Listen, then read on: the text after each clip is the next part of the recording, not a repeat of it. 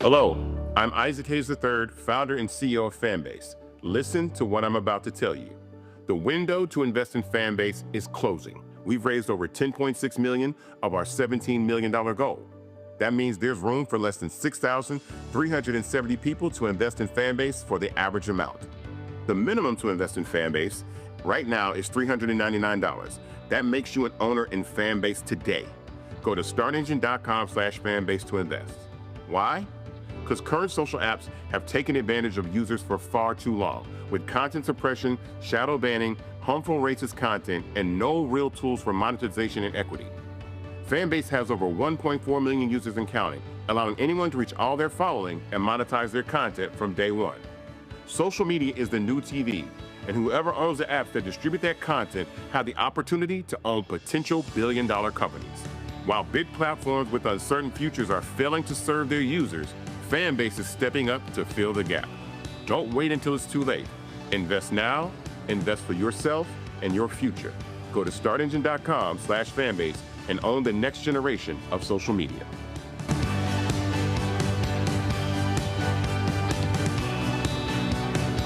Black Star Network is here.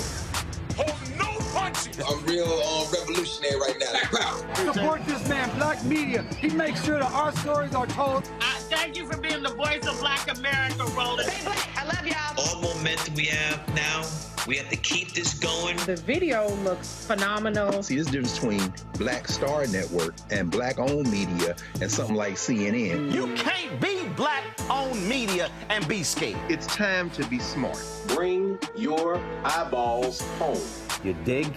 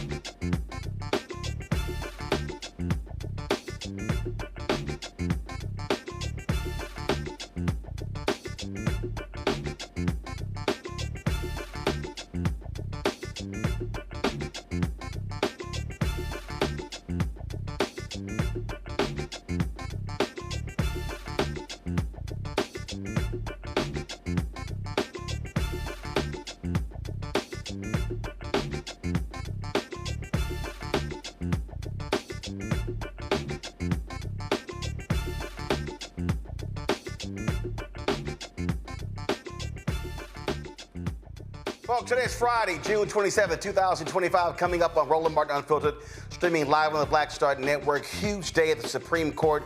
Major decision regarding birthright citizenship and injunctions. We'll break it all down. It is absolutely crazy what the right wing is doing. Also, Donald Trump talks to two African leaders and pretty much just insults black people. Yeah, we're going to talk about that and show you exactly what happened there. We continue to see what ICE is doing, how they are mistreating people all across this country, and the right wing does not care because for them, Donald Trump is doing exactly what they all want to be done. And also, we lose one of our greatest.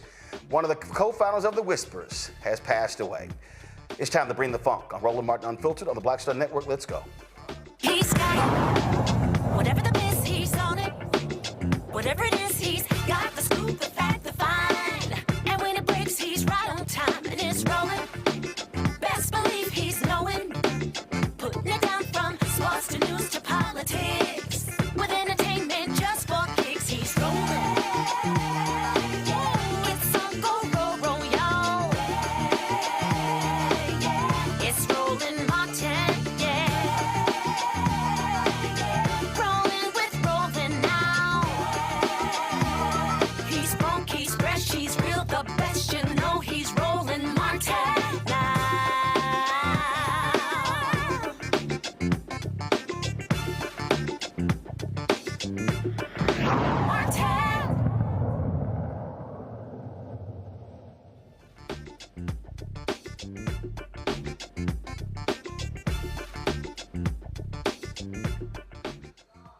Two major Supreme Court rulings reshaping the legal landscape on reproductive rights and immigration.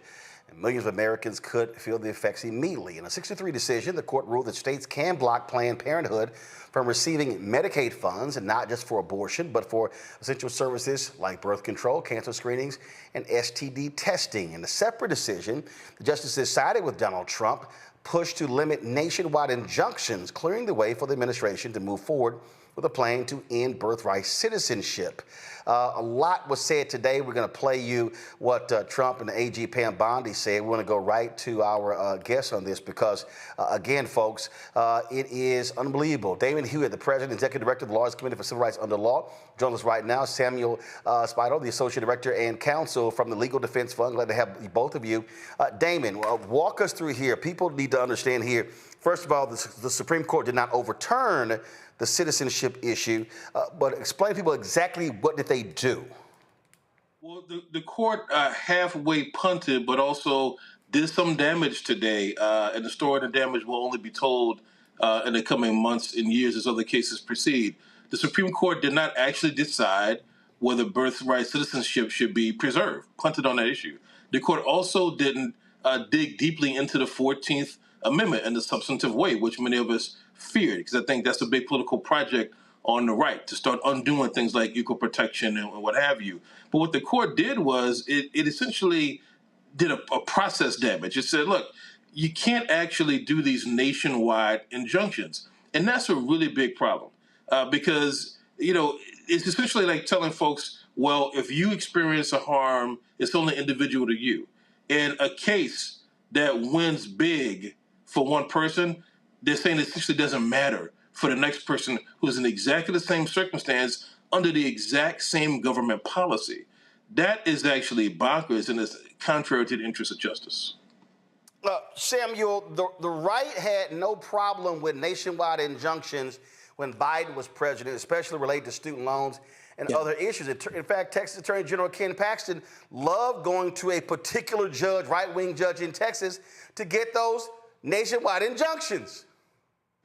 Yeah, very, I would say ironic, but perhaps not ironic. I mean, as Damon said, this is a real blow, and it is telling that this is the case that the Supreme Court decided to put this blow on our legal system. And one of the things I really wanted to lift up is Justice Jackson wrote a separate dissent. Justice Sotomayor had written the principal dissent. And what Justice Jackson said is, make no mistake about it, the court is dressing this up as sort of a legalistic, legalese type issue. But really the effect of this decision is to say that the executive the judiciary cannot make sure the executive follows the law. Because as Damon said, yes, a court can say with respect to the parties before it, I'm going to rule in favor of certain parties. But the court can't then say, okay, well, you're somebody who didn't get to court. You don't have a lawyer. You don't have the resources to do that. We can't tell the executive branch to follow the law for you. And that is a tremendous, tremendous departure from basic principles of the rule of law and really quite dangerous for our democracy.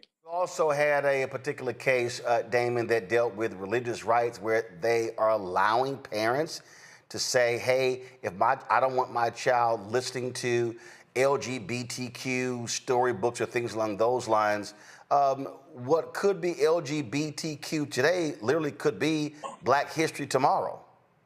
Exactly. It's this so-called opt-out, this whole, we believe, manufactured parents' rights movement, Moms for Liberty, that type of stuff. What we're searching for, which is not readily apparent, is what is the limiting principle? Like you said, Roland, where does it stop?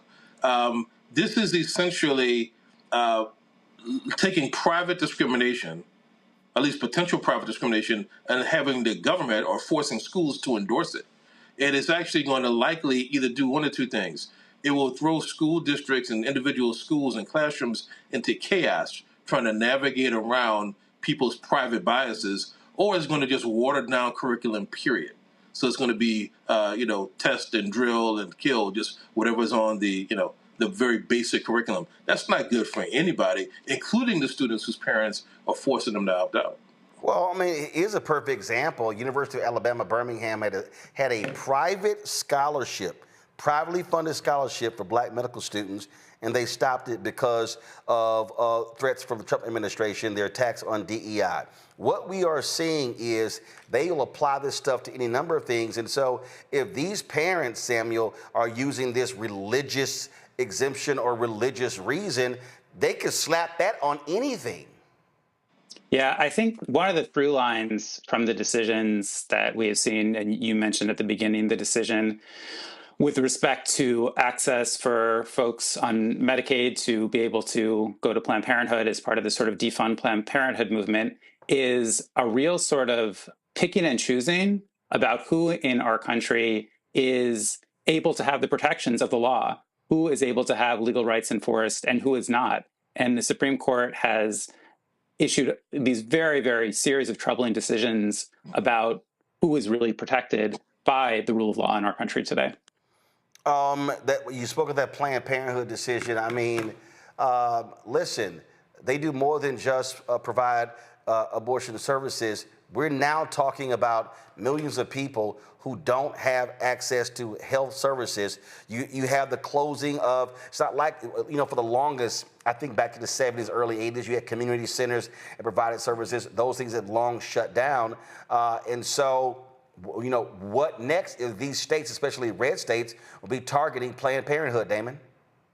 Well, look, again, the question is, what does this all stop? There's been some success when it comes to the so-called big, beautiful bill, what our Sam and our friends at the Legal Defense Fund call the big billionaire bonanza, and it really is that, or the kneecap America bill, as some of us call it.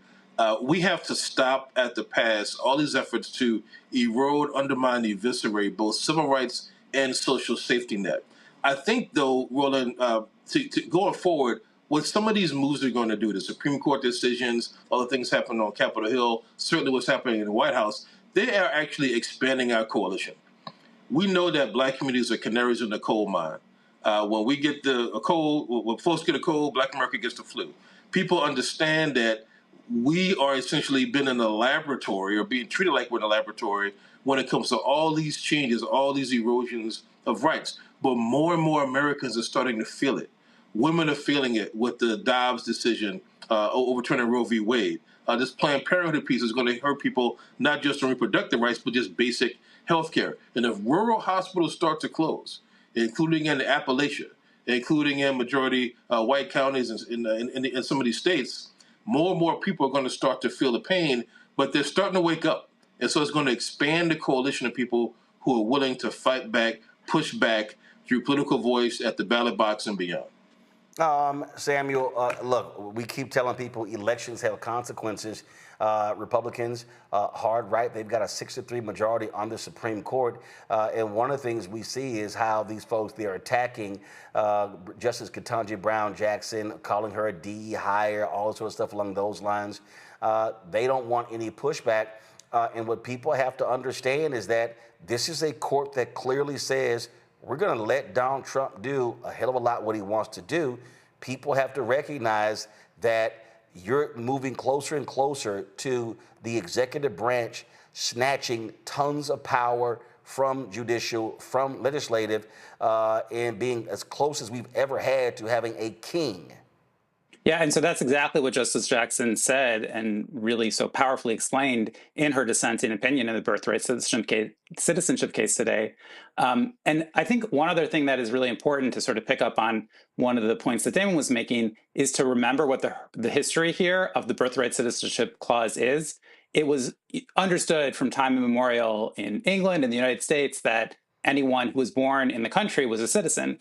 And then in the most notorious Supreme Court decision of ever, the Dred Scott decision, the Supreme Court held that that did not apply to enslaved Black Americans. And so the birthright citizenship clause in the 14th Amendment corrected that horrific decision and held that it and made clear that everyone born in the United States is a citizen. So it is that magnitude of a constitutional right that today the Supreme Court has held there are real limitations on the ability of district courts to enforce.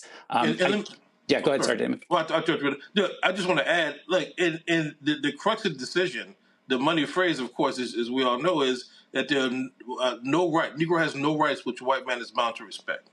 So when we see these attacks, as you're talking about, Sam, on key core bedrock constitutional provisions, you got to wonder, are they reviving that mythology, that notion that there are no rights, that we have no rights, which are bound to be respected? So it is a dangerous, dangerous path, but these folks on the other side know exactly what they're doing. But we do too. All right, then. Gentlemen, I appreciate it. Keep up the legal battles. Thanks a lot. Of course. Thank you. Folks, going to go to a break. We come back. We'll check with our panel about this here. We'll talk with them about a whole lot of other stuff. It is a wild, wild day. And when I show y'all some of the crazy crap that was said in the Oval Office, as two African leaders stood next to Trump, y'all ain't gonna believe the mess. Just wait till I play it. You're watching Roland Martin Unfiltered on the Black Star Network. We don't stand up for Medicaid now.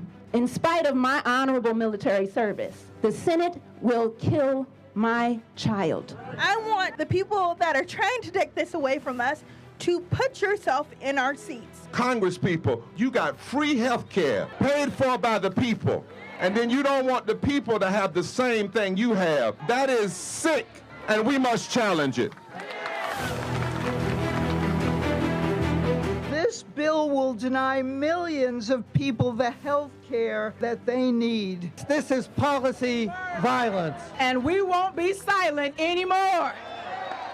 This week on the other side of change. Mass incarceration, Trump administration is doubling down on criminalization and how it is profitable. And there's something really, really perverse about saying that we need to put people in cages in order for other people to have jobs. Like, that is not how our economy should be built. Only on the other side of change on the Black Star Network.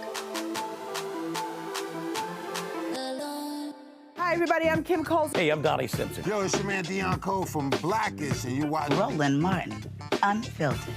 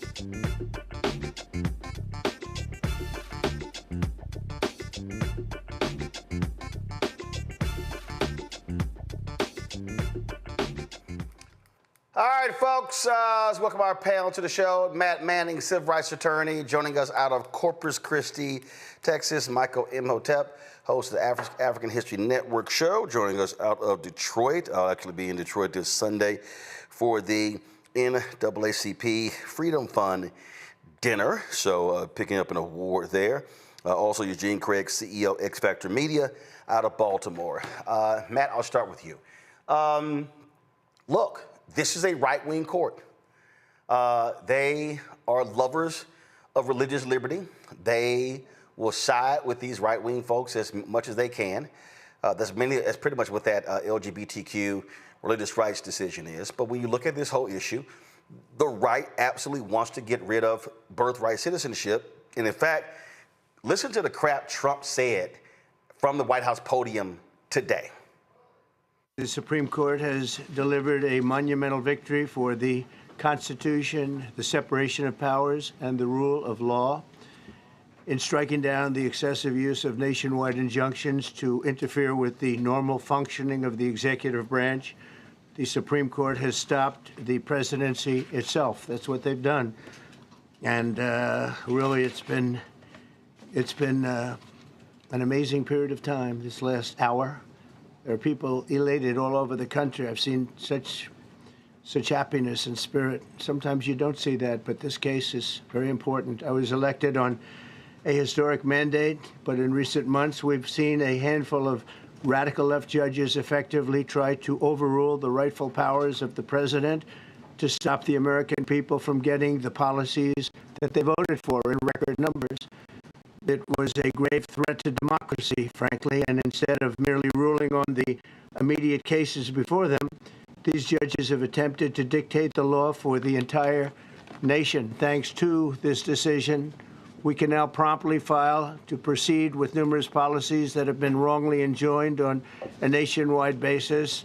And some of the cases we're talking about would be ending birthright citizenship, which now comes to the fore. That was meant for the babies of slaves. It wasn't meant for people trying to scam the system and come into the country on a vacation. This was, in fact, it was the same date, the exact same date, the end of the Civil War. It was meant for the babies of slaves, and it's so clean and so obvious. But this lets us go there and finally win that case because hundreds of thousands of people are pouring into our country under birthright citizenship, and it wasn't meant for that reason. It was meant for the babies of slaves. So thanks to this decision, we can now promptly file to proceed with these numerous policies and those that have been wrongly enjoined on a nationwide basis, including birthright citizenship, ending sanctuary city funding, suspending refugee resettlement, freezing unnecessary funding, stopping federal taxpayers from paying for transgender surgeries, and numerous other priorities of the American people. All right, Matt, thoughts? So I'm going to address the religious liberty thing first and say I'm actually going to take the opposite tack. You know, I don't know how we can live in a country where we talk about not having an establishment clause or not having, having the free exercise of religion and then say that people cannot opt out. I think it becomes a bigger issue if the Supreme Court in subsequent cases says that a public school is now required to provide a religious class for those who opt out. And I understand all the policy arguments on it, but I also believe very strongly in religious freedom. So I don't actually have an issue with that case. I get where it comes from. I think that there are some policy issues that could cascade out of that. But I think if we're going to honor the First Amendment, we have to do that. So I actually don't have an issue with that decision. However, as it relates to the birthright citizenship, I have a big issue with that one because this court decides to be textualist and follow exactly what it says when it wants, and then it allows the president to have unprecedented expansion of executive power. But here's the long and short of it. I lost a case today in Houston. I lost a case where morally I could not be more right. But I lost it because my client lives in Texas in the Fifth Circuit. If she lived in Pennsylvania, she would have been able to bring the claim that I brought. I specifically asked the court to extend to her the same ability to bring the claim that she would have if she lived in a different state that she does not have because she lives here in Texas. The reason I tell you that is this. That is the real crux of this case and the crux of this whole issue. We live in a country that is super federalized. We know what's happening. I'm talking to you. You're in D.C., I'm in Texas, Michael's in Michigan, and the brother Eugene is in Baltimore. That is not something that existed in terms of technological ability when this country was founded. I tell you that to say we have a legal fiction that we continue to perpetuate in terms of, states' rights, and in terms of you have a different, basket of rights living in one place as opposed to somewhere else. Nationwide injunctions are kind of an outcropping of that. The idea that a judge one place could stop the executive across the board is what the Supreme Court bought on. But the reason that's stupid is because the people who are affected by that same policy in Maryland or in Michigan or in Texas, a judge should be able to make a competent ruling that affects all of those people because the harm to those people is universal. So the legal fiction that exists here is the idea that, what we all know to be true, that a judge who's listening to it, who makes a decision when there's all these people who are similarly situated, does not apply because it didn't apply in, 18th century England is bogus. But that's the legal fiction that we deal with. That's the legal fiction I deal with every day. And I don't know how we resolve that until we as a country are honest about the fact that we live in a country where everything is, simultaneously viewed. We see what happens across the country, across the world in real time. So it no longer really exists to say that what happens to a person in Pennsylvania should be governed by different rights and different rules than what happens to a person in Texas. And I think that's the fundamental tension that we're seeing here. And I don't know how that will be resolved until our Constitution has an amendment or until we start to have a more expansive interpretation of the Constitution and the laws as they apply. Eugene, very simple. They don't want that to happen. They want how issues are being decided in the Fifth Circuit to be the case for the entire nation. That's what they want.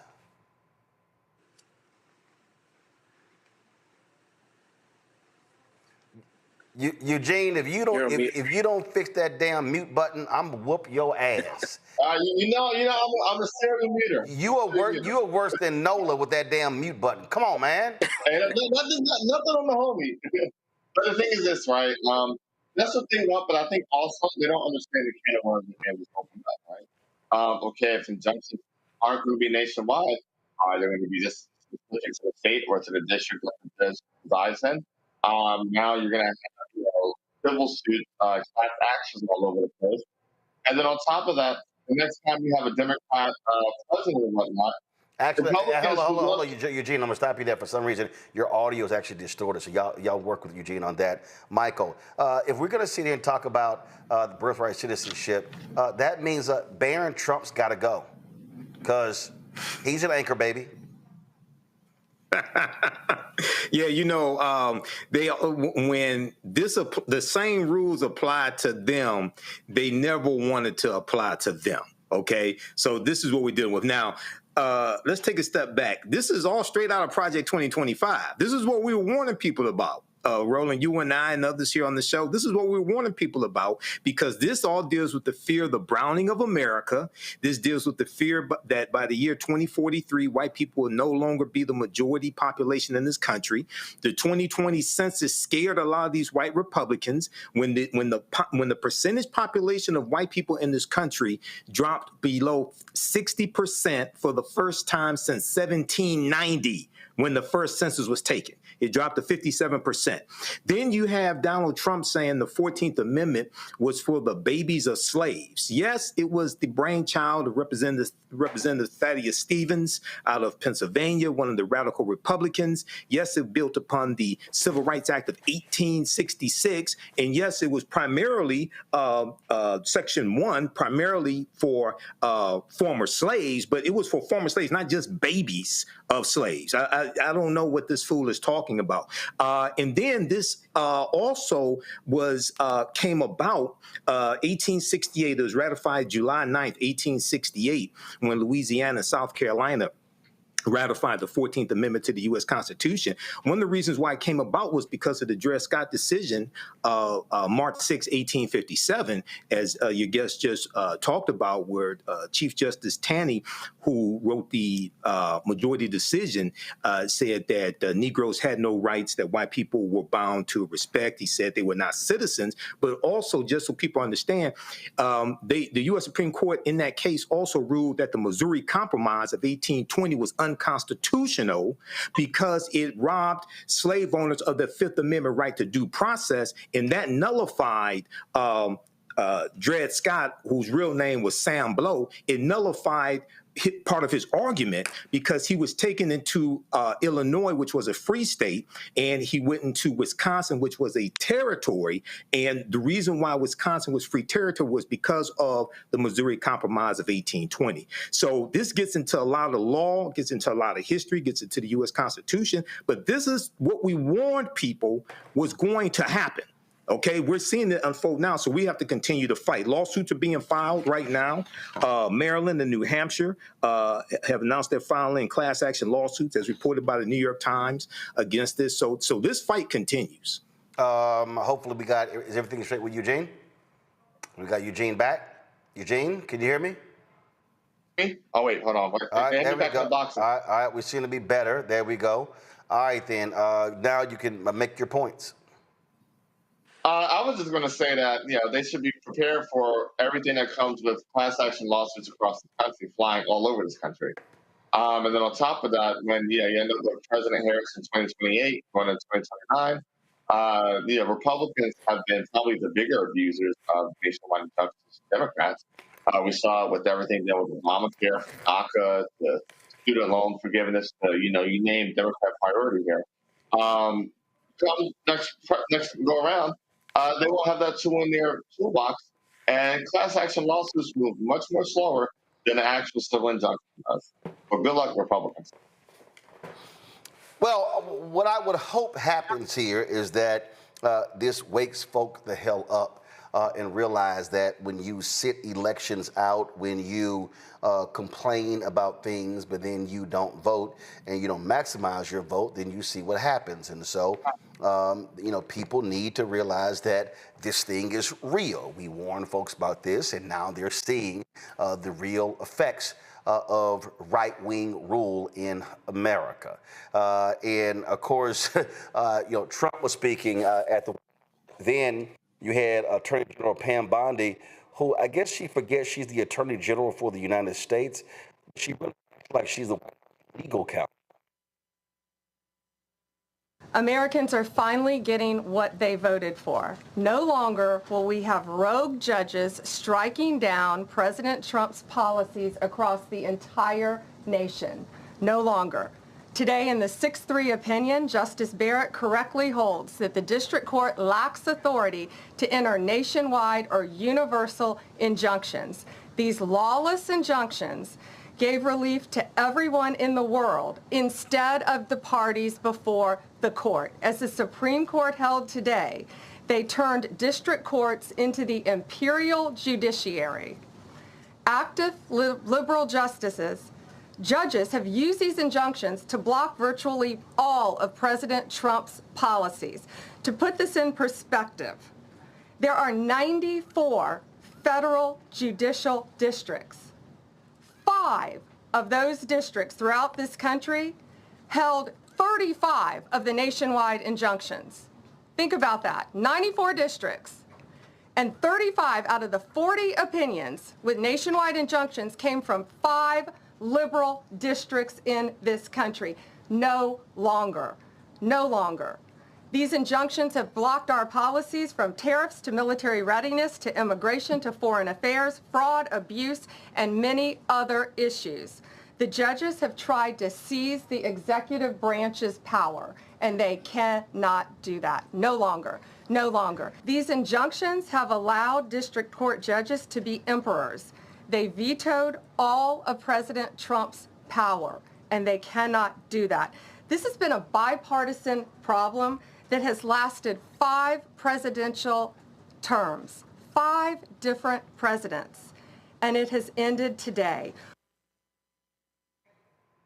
I literally cannot stand the sound of her voice. Me either. Cannot stand it. But here's the thing, Matt, that I think is important.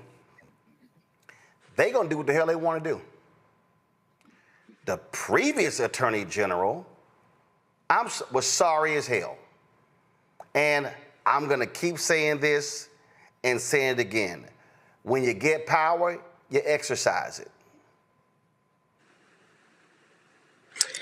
Well, first, let me give you good news that you may not know. I was trying to find the exact numbers, but Pam Bondi's brother ran for president of the D.C. bar. Oh, got his ass dusted. Demolished. I mean, just demolished. I don't even remember the percentage, but I think it was sub 10%. So there's one benefit, at least the D.C. lawyers were like, nah, we're not the ones. But yeah, I mean, you're right. And I think that's a lot of what we're seeing. I think the Supreme Court is taking the tack that allows it to get where it wants to go. This whole thing about the imperial, all this stuff is obviously histrionics. But the thing about this court or this president is you want to talk about bipartisan. From all of those presidents from the 5 administrations before, what was bipartisan is the Justice Department had a separation from the White House so that you didn't become the White House's in-house law firm. The White House has its own counsel. Pam Bondi is not supposed to be essentially his outside counsel. That's how DOJ is operating. And, whether you want to debate the merits of the nationwide injunctions, it goes back to the federalism issue I was talking about before. If you read the syllabus to this opinion, all they talk about is how nationwide injunctions in courts of equity were something that don't have an analog in 18th century England. But the reason I think that is stupid is because we're at the point where we don't live in 18th century England. The law has to change, and it necessarily has to evolve with time. And what I see the Republicans do in this conservative court is they hearken back to this crazy, Scalia-type textualism every time they want to get to the point that they want to get to, which is giving Donald Trump what he wants.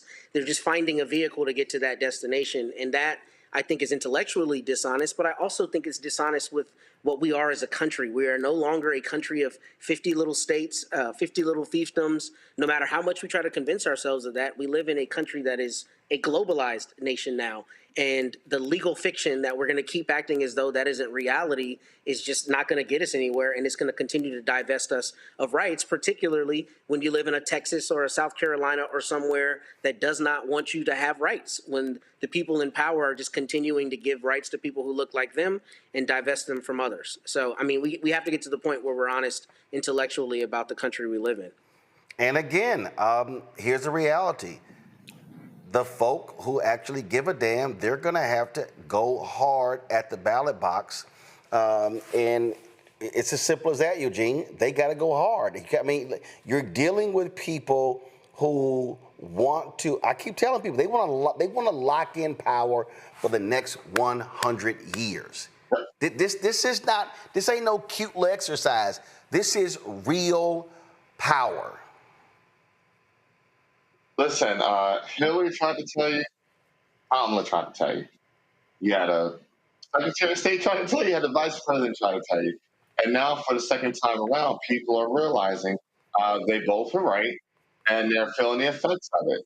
We saw what Jefferson Beauregard did in 2017 when Trump took power in the first term. We're now seeing what Pam Bondi's going to do for Trump as Trump took power in the second term.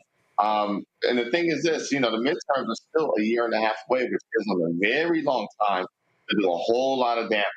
While people are out protesting Vice President Harris's rallies, and you had folks up in Dearborn and some other places, they were going to protest vote, and everybody's sitting back worried, but what is Sleepy Joe doing? What is Sleepy Joe doing?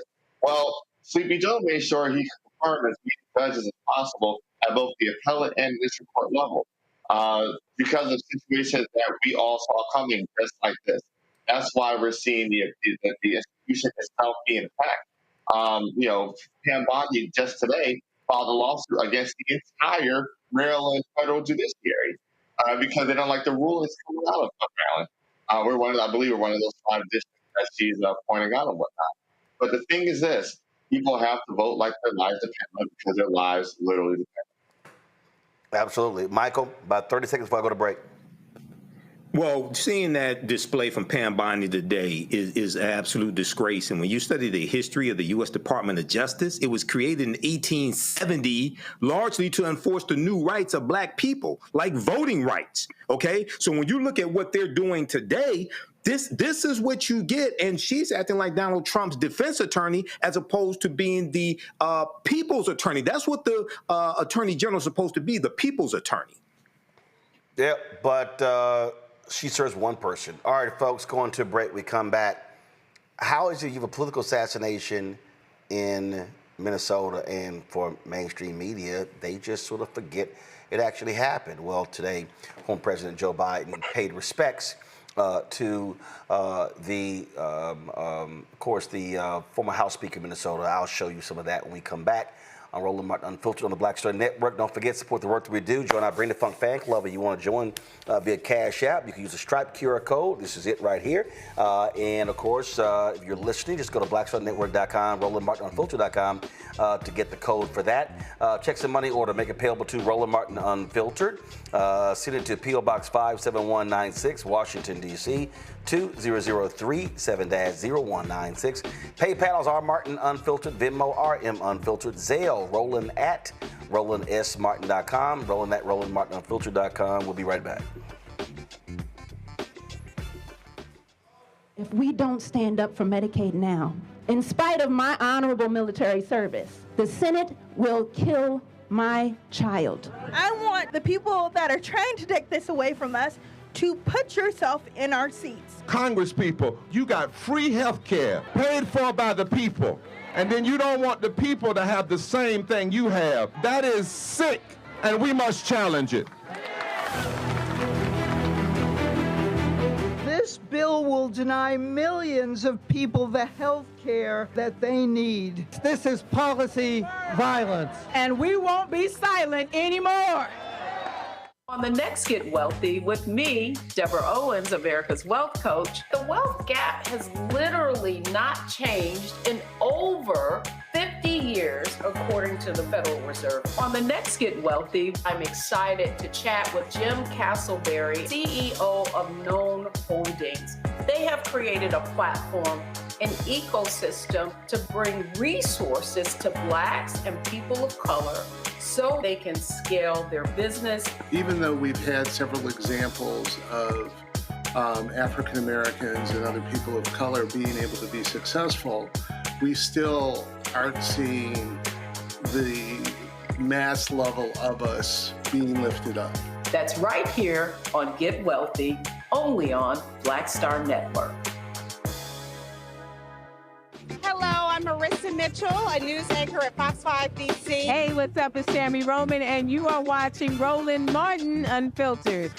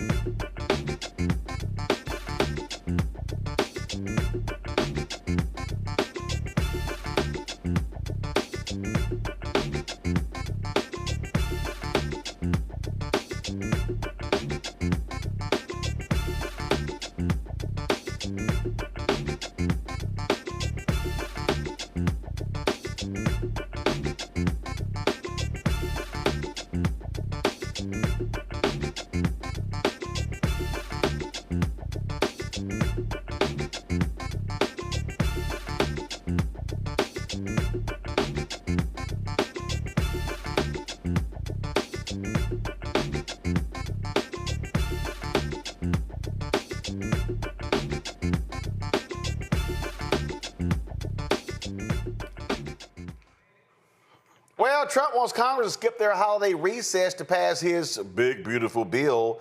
But guess what? It's getting slammed left and right. When you look, even if you look at a Fox News poll, a significant number of Americans do not want, nor do they support the big, beautiful bill because they know how they're going to be impacted. These folks literally are trying to cut additional SNAP benefits in order to do the $3.8 trillion tax cuts. They want to stay like, yo, we got to hook up the billionaires, the millionaires. In fact, this was a Fox News poll. They dropped this poll right here, folks, taken June 13th through the 16th. Their own poll shows 59% of Americans oppose the big, beautiful bill compared to 38%. You've got folks like Senator Tom Tillis.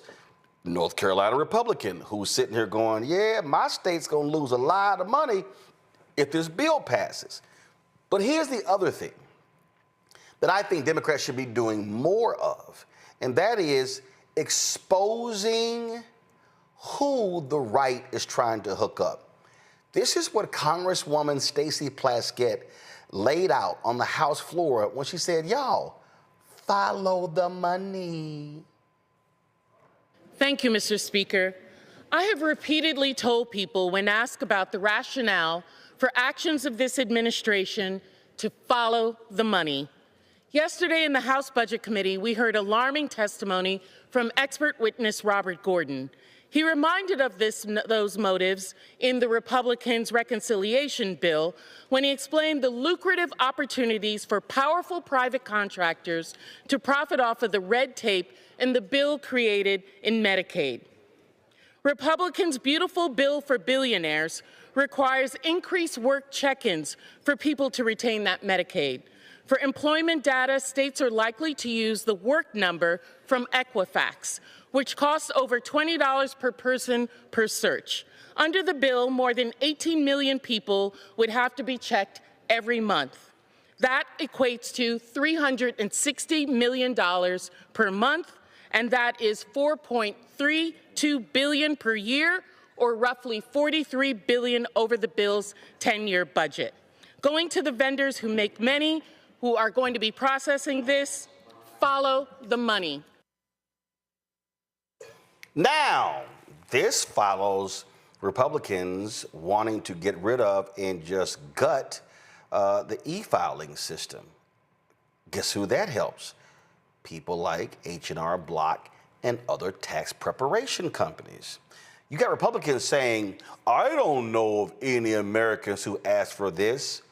Oh, you don't know if any Americans ask, hey, can there be a filing system from the IRS that I don't have to pay for that makes it easier to file my taxes?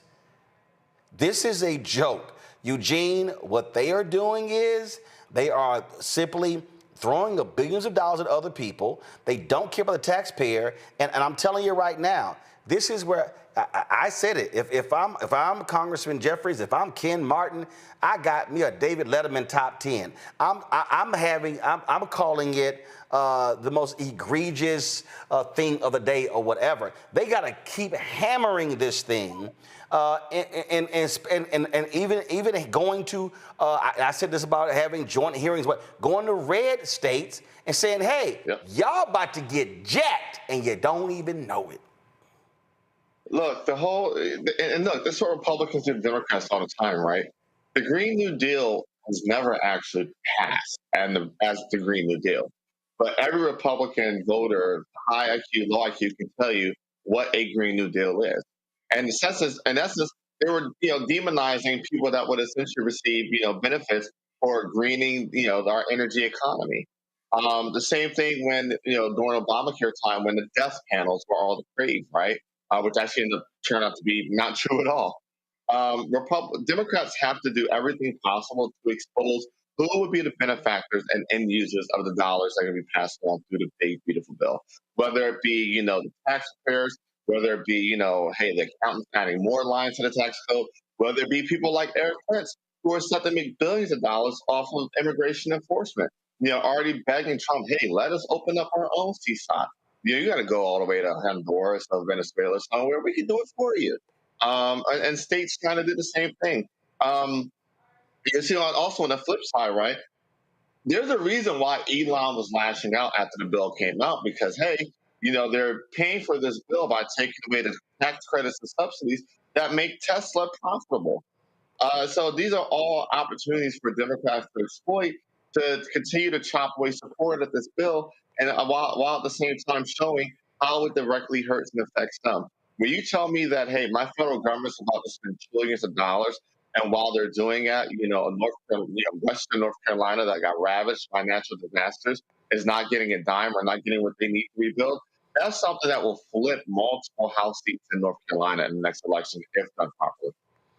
Well, indeed, indeed. And you know, we often are showing Congresswoman Jasmine Crockett breaking these things down on various committee hearings. And so we usually, of course, are showing you those 5-minute breakdowns for the Crockett Chronicles. But we got the Crockett Chronicles live. So roll it.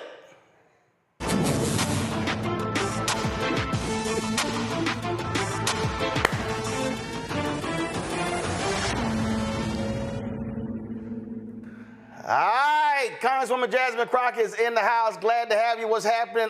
Look, you always go somewhere. I don't even know what city you in on the given day. I got tracked you on Instagram. So where you at now? I'm still in the city until the morning. Gotcha. All right, you still in the wildlands of D.C. All right, we were just talking about, again, how it's so important to walk people through what's really in this bill and how they're going to get screwed. We showed a video yesterday or a couple of days ago, you doing that as well. And that has to be the constant strategy of Democrats. Hammer, hammer, hammer. And even go on Fox News to do it. Their own poll is showing this bill ain't popular. Yeah, I think that's right. I think that, when we do communication, we have to figure out who is best suited to do what. We've seen some very effective communicators from our party go on to Fox News. And if you are effective when it comes to that very hostile and non-truth environment, then I think it absolutely is a good place to put those voices, especially right now. Listen, there are those that want to make it seem like it's partisan, or they want to make it seem as if this is anti-Trump, when really this is pro-American and this is pro-democracy to push back. And I think the more that we can couch this in the terms of hurting the people and hurting all people, urban as well as rural, Black, white, brown, yellow, I think the better we will be. But so long as people believe that this is just us going against Trump, I think that we'll fail. Absolutely. And look, you even have Republicans who are praising how Mamdani ran his race by saying he kept focusing on cost, affordability, access. That's the stuff that was resonating with people across the board. And I think by doing that, by saying, hey, this bill gets passed, your cost's going to go up. You're going to be, the rich gets more. You're going to get less. And they are taking things away from you that Americans, especially a lot of broke red states, need. Yeah, that's exactly right. And I'm glad that you brought up the race in New York, because it's been quite disgusting, the things that have resulted from his win. Listen, I don't really care who you supported. I mean, half of these people didn't even participate as it relates to this mayoral. But the idea that it's okay to go out and do all types of hateful things just because this is someone who's Muslim, I think that we all have to stand together and denounce that. I mean, we have freedom of religion in this country, and so many have decided that they would attack him or his religion simply because they don't want to talk about his substance, the things that you're talking about, the things that actually potentially won him the election, talking about affordability. They want to continue to distract with their hate and their inflammatory rhetoric. And I think that we all have to tell them that no, not on our watch, and focus on us. Stop focusing on all these nonsensical attacks that have nothing to do with whether or not the person is qualified to do the job. Ultimately, I think that if he is going to win the general election, it will be because he continues to focus on the people. Anybody that decides that they want to focus on things such as his religion or the fact that he's not necessarily born here, then I think that those people are going to lose. I just think that the average American is tired of the nonsense and wants people that are looking out for them and whether or not they are going to survive Trump 2.0. And right now, a lot of people are finding out that Trump 2.0 is not 2.0 because it's an upgrade, but instead it's a downgrade. Well, this is also why, again, where you go, how you communicate, all those things are important. Listen, there are some people in the Democratic Party, in the U.S. House, they don't like your style. They don't like your tone. They said the exact same thing about Congresswoman Alexandria Ocasio-Cortez. The same thing about Congresswoman Ayanna Pressley, Katie, escaping me right now. Porter. Katie Porter. We can go. I mean, same thing. And here's the reality. What people, and I get this wherever I go. People are looking for someone who's a fighter. And there are people even on the right who say, hey, I may not agree with your policies, but hey, you're out there fighting, and this is not a time to play it safe, to do the usual Washington, D.C., oh no, my gentle colleague, all that nonsense. They ain't trying to hear that. Yeah, you're absolutely right. I mean, one reason that Fox News is obsessed with me, even though I'm never on there, but I'm always on there, is because they are trying to telegraph to their own followers, because I actually break through even to Republicans. And I think that that is what's so scary for them. It's not whether or not Democrats like me, it's whether or not Republicans like me. And frankly, anybody that is fighting and is just laying it out. You know, I am known for really bringing the receipts. I'm known for making sure that I back up what I say with the facts. It kind of ends up being kind of irrefutable. And that's what people are looking for right now. I just read a quote from one of the candidates in the mayoral in New York, and he said, right now, the fight in the Democratic Party isn't about, you know, progressive versus conservative Democrats.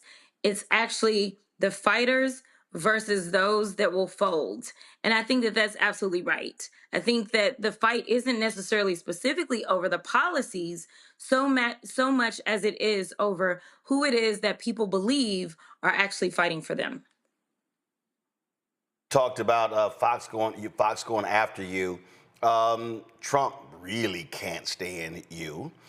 He can't stand that. And he placed a call to the governor of Texas saying, can't you change those congressional lines to get rid of that black woman? That ain't what he said, but that's pretty much what he said. They want to change the congressional lines to get rid of your district, which is going to be a little hard to get around Section 2 of the Voting Rights Act, because you are kicking his behind, which says that means you're getting under Donald Trump's skin. Yeah, this is one of the most alarming things that hasn't really been put out into the atmosphere, is that Donald Trump knows that he's deeply unpopular, but he doesn't care. And so he remembers what happened in his first term when he only had the House during that first half of his term. So instead of allowing the people to rise up like the people most likely are planning to do so that the Democrats can take over the House, he's decided that he wants to go after multiple seats in the House as it relates to Texas. The first two phone calls that I got from the House, this is while they were still in session, and this was before any reporting had come out, was that he wanted to come after myself and Al Green. Ultimately, once reporting started to come out, it said that he wanted to try to squeeze out an additional 5 seats.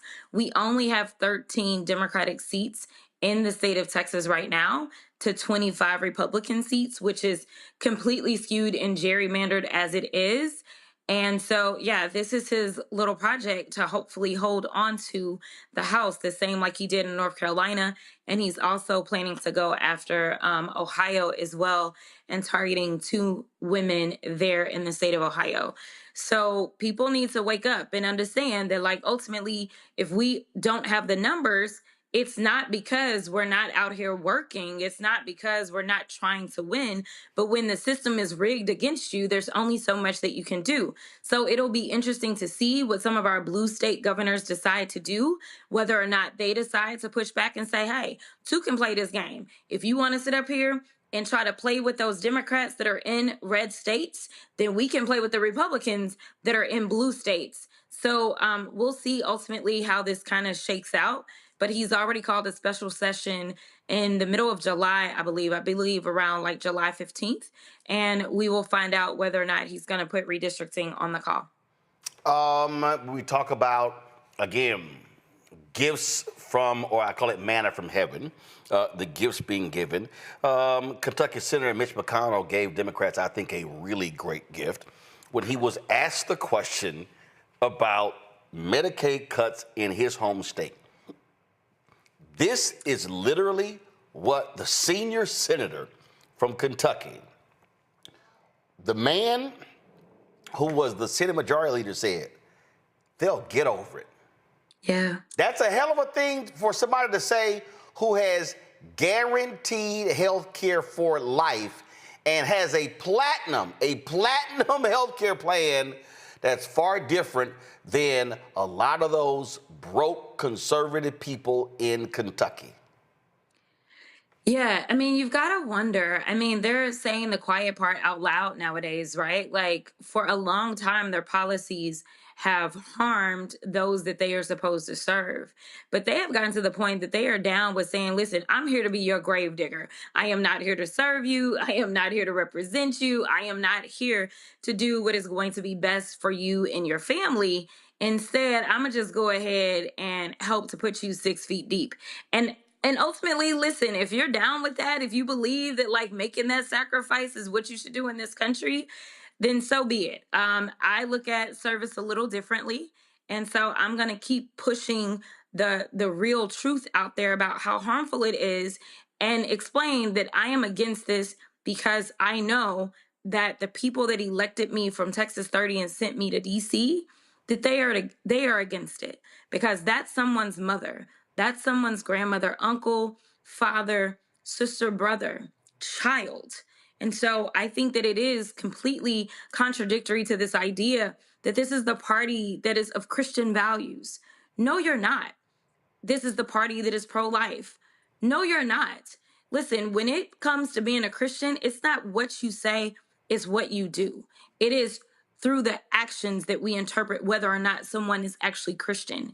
And I don't know what is least Christian about these folks, whether it is trying to act like, you know, women should not have access to the healthcare that they need, or if it's literally just ripping away healthcare at all or for all people in the name of helping out those that truly do not need a leg up.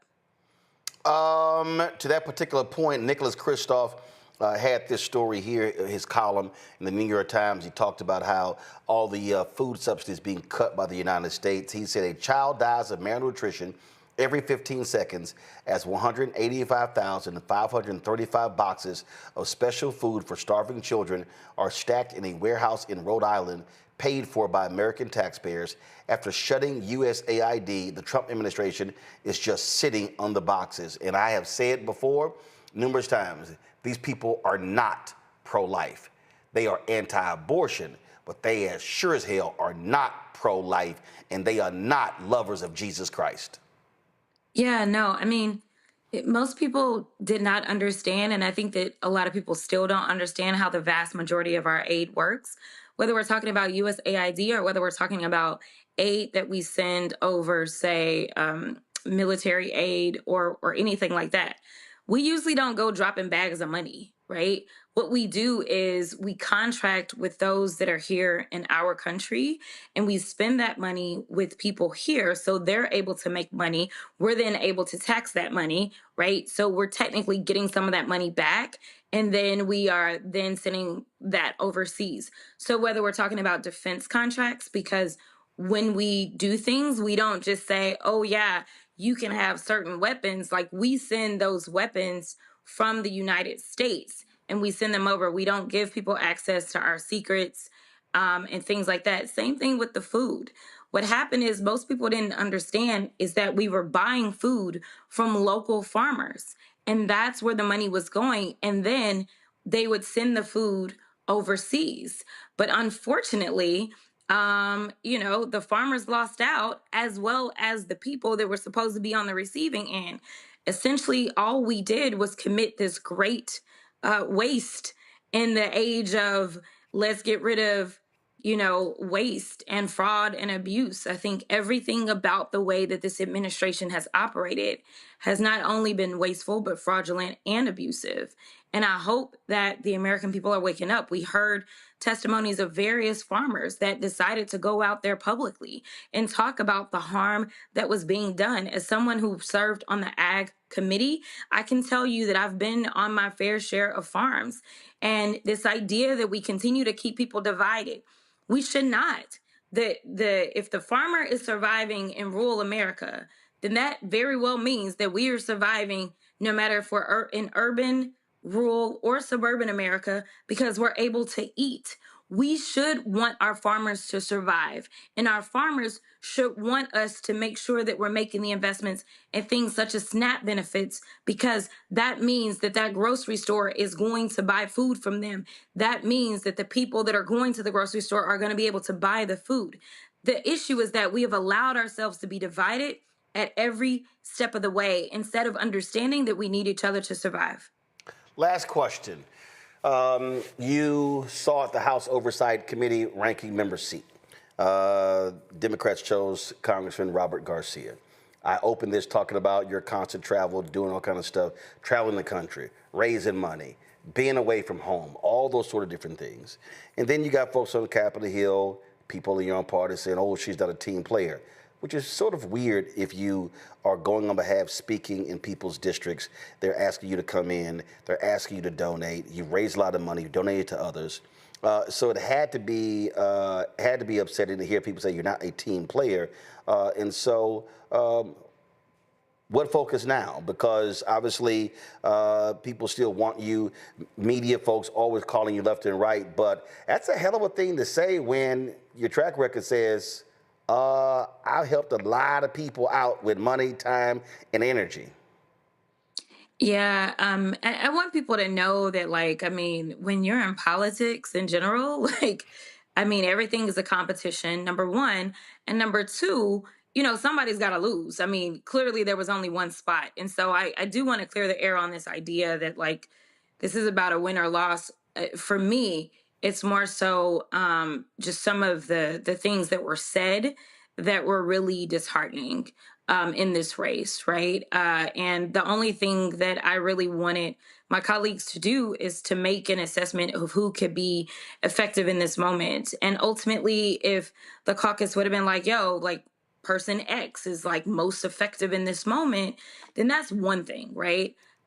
It was just kind of some of the other stuff that was being said that was really, really disheartening for me. But at the end of the day, I am still the vice ranking member on oversight. I am still someone who sits on that committee.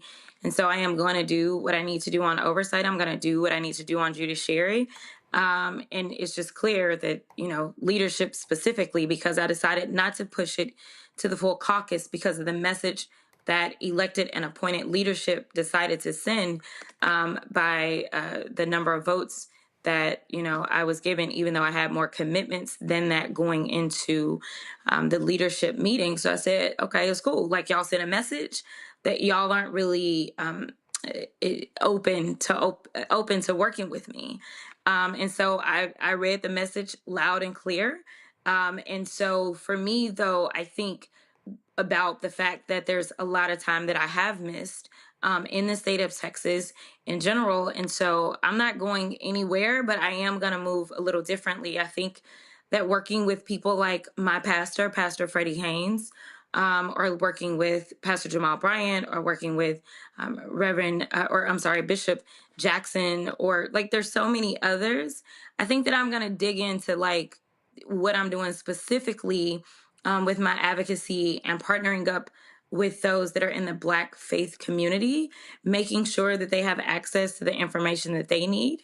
I think that I'm also going to dig in at the state level instead of kind of spreading myself thin, not getting enough rest because I'm constantly on flights. I've got well over 2 million miles because I have kind of been going and going. So, you know, we've got these statewide elections that are going to take place in Texas. And so I think that those candidates can use me across the state of Texas to hopefully get us to some kind of wins. So I'm going to dig in more locally as well as kind of the Black faith community. That's probably where I'm going to expend a lot of my resources and my energy. All right, then. Congresswoman Jasmine Crockett, we appreciate it. Long week. Get some rest. Yeah, thank you. All right. Thanks a bunch. Folks, going to go to a break. We'll be right back. Roland Martin Unfiltered on the Black Star Network. We don't stand up for Medicaid now. In spite of my honorable military service, the Senate will kill my child. I want the people that are trying to take this away from us to put yourself in our seats. Congress people, you got free health care paid for by the people, and then you don't want the people to have the same thing you have. That is sick, and we must challenge it. This bill will deny millions of people the health care that they need. This is policy violence. And we won't be silent anymore. Next on the Black Table with me, Greg Carr. A very different take on Juneteenth with the one and only Dr. Sunyata Ahmed. We'll explore the amazing foods, remedies, and rituals that are a part of our history and the Juneteenth holiday. So it's our responsibility to return the healthier version to our folks instead of just the red liqueurs marketed to us, the red sodas and the other things. I mean, why does the Kool-Aid man have to sound like Louis Armstrong? He's like, oh yeah! Yeah, all right. An enlightening and tasty hour of the Black Table, only on the Black Star Network. What's up, y'all? This is Wendell Haskins, a.k.a. Win Hogan at the original T Golf Classic. And you know I watch Roland Martin Unfiltered.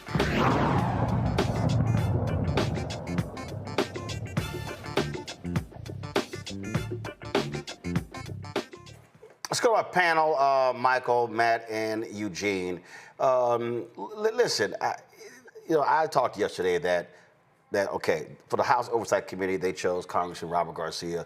I didn't know who he is. Again, I look at stuff every single day. Didn't stand out to me. They claimed he's really solid. Okay, gotcha, great, whatever. But for the life of me, I don't understand why, if you are a Democrat, if you are Democrat leader Hakeem Jeffries, if you are DNC Chair Ken Martin, if you're any of them, I want my best people on the field. I want my best communicators. And if I've got somebody who's raising a hell of a lot more money than other people, who is selling out dinners, that speaks louder than how somebody is moving on Capitol Hill. You put your best players on the field, not on the bench. I'll start with you, Michael. Yeah, I think so. Representative Jasmine Crockett is highly intelligent, highly effective. I follow her on YouTube as well as Instagram. I think it was Thursday night. She dropped a 37-minute video to update people on what's going on with the big ass ugly bill, how it's going to hurt people in urban America as well as in rural America when it comes to Medicaid, and about 16 million people losing health insurance. So she is a rising star in the Democratic Party. That's somebody you want up front. And first and foremost, she is a real fighter. She is a real fighter. And I watched her 5-minute segments that she posts when she is challenging these Republicans and people that they have testifying in different committees in the House of Representatives. So, yeah, that's somebody that you want out front. And she can attract a lot of youth as well. Okay, that's another factor here.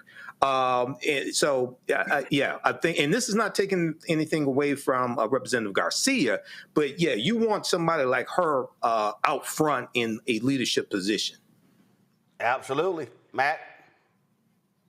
Yeah, I mean, I think Michael said a lot of it. I think she's incredible in terms of how she stands up and fights. And frankly, from just an optics standpoint, I don't understand how you don't have somebody who communicates as effectively as she does and who fights as voraciously as she does when you have the marketer in chief, when he's trying to pass Trump accounts, when everything is alliteration, even the big, beautiful bill. Everything's about sound bites. Everything's about rhetoric.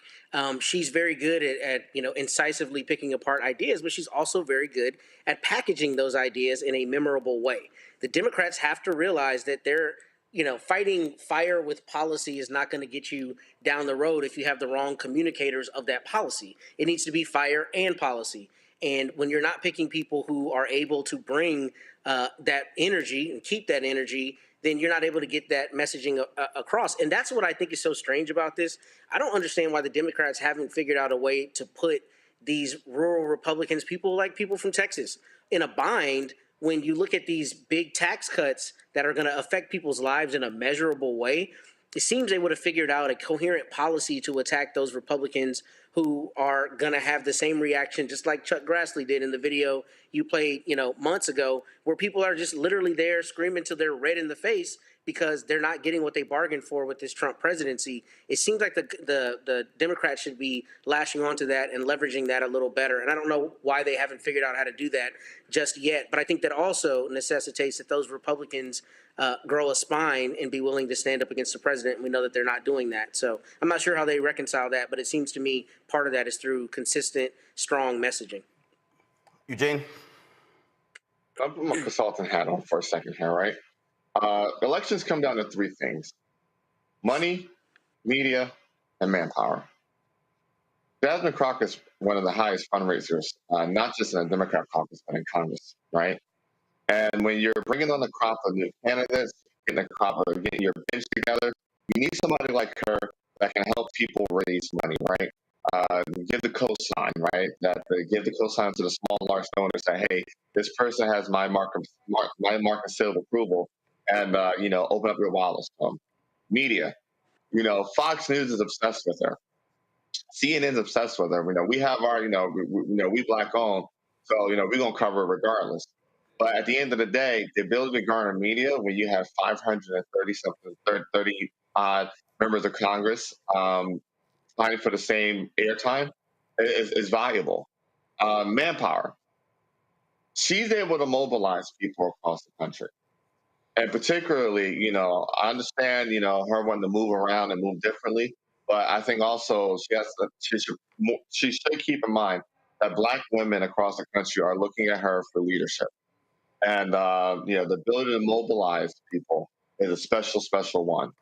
And look, she's in that rarefied air of people that could actually be a difference maker and a lot of toss-up elections, especially with particular constituencies. So I do think that, House leadership, I don't know what Hakeem Jeffries is thinking on some of these things, I'm going to be honest with you. I don't know what Ken Martin is thinking of some of these things. But if on both of them, I'm trying to figure out the best way possible to use her effectively. Between 2012 and 2015, when you had your Rand Pauls, your Marco Rubios, your Ted Cruzes, your Scott Walkers, Jim Jordan made his name, Daryl Issa was making her, like, Ranks had all these dudes deployed out across the country and made sure, hey, one of y'all going to emerge our presidential candidate, but right now all y'all hot. So, and there's 3,000 counties, 50 state parties, multiple district parties. We got 500 or so candidates running at the federal level. I need y'all out here raising money. I need y'all out here mobilizing voters. I need y'all out here dominating the airwaves. That's what both the DNC, the DCCC, and Democrat leadership on the Hill needs to be doing with her. Like, you have somebody special. They kind of fumble with AOC. Don't fumble again with Jasmine Crockett. Well, so let me address the moving around thing. This is how I read that. The way I read that, Matt, is all y'all folk who I've given money to and I've traveled to your areas speaking at your Democratic dinners, where were y'all at when I needed your vote? See, this real simple. You don't keep putting yourself out there for folk who ain't got your back. And so, remember, this is the second time she's tried to run for a particular position. Before it was on the communications committee, the leadership, in terms of for the caucus. They went with Debbie Dingell out of Michigan. Okay, got it. Now you got this here. If I'm her, that's exactly how I'm saying. I'm like, all right, y'all don't sit here want to roll with me. Y'all hating on me. Talk about I'm not a team player. Sitting here all this night behind my back. So you know what? I ain't gonna sit here and keep giving y'all money, spending time, speaking at your dinners and all this sort of stuff.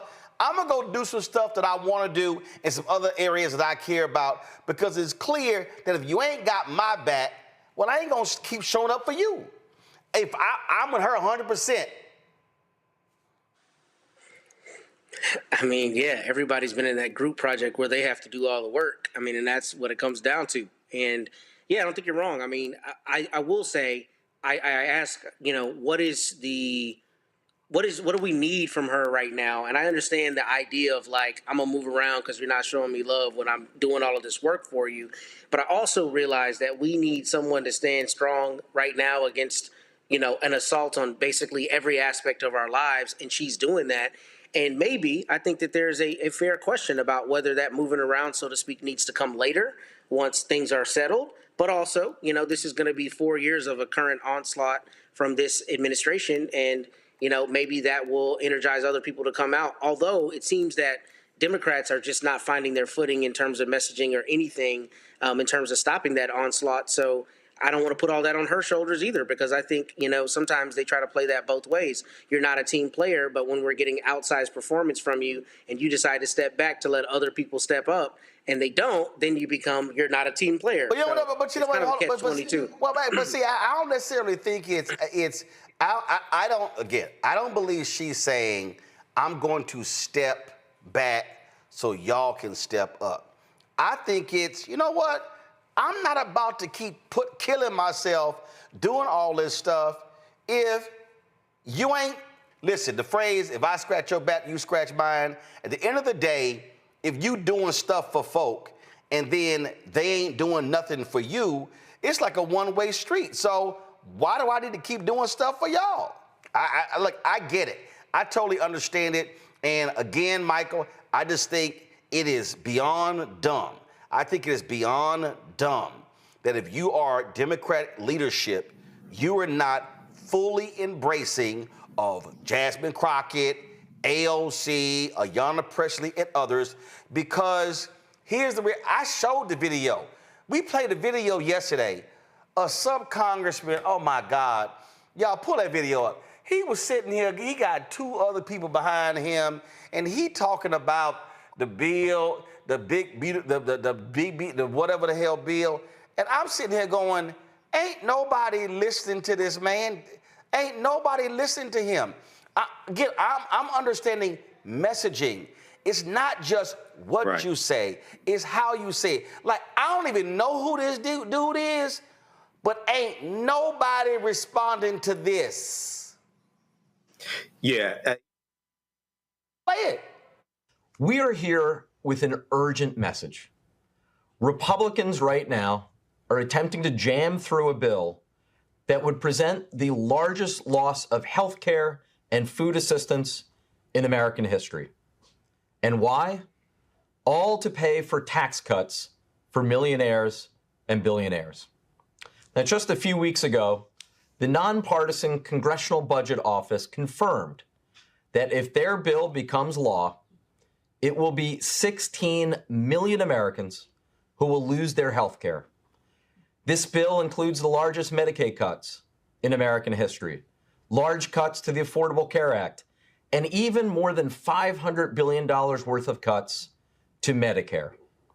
Unfortunately, as bad as that is, it's not all. It also includes hundreds of billions of dollars in cuts to nutrition assistance programs.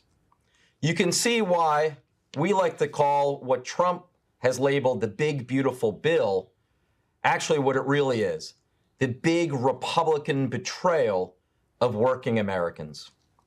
Now, I talked about the tax cuts, and one of my colleagues behind me will talk a little bit more about that. But when you take all of this bill and wrap up its component parts into this one bill, what you find is this. For every American household that makes under $55,000 a year, they will be poorer as a result of this bill. So it's quite clear. Under this Republican betrayal, the poor get poorer, the rich get richer, and the middle class falling further behind. This is wrong. It's not just bad economics, it is deeply immoral.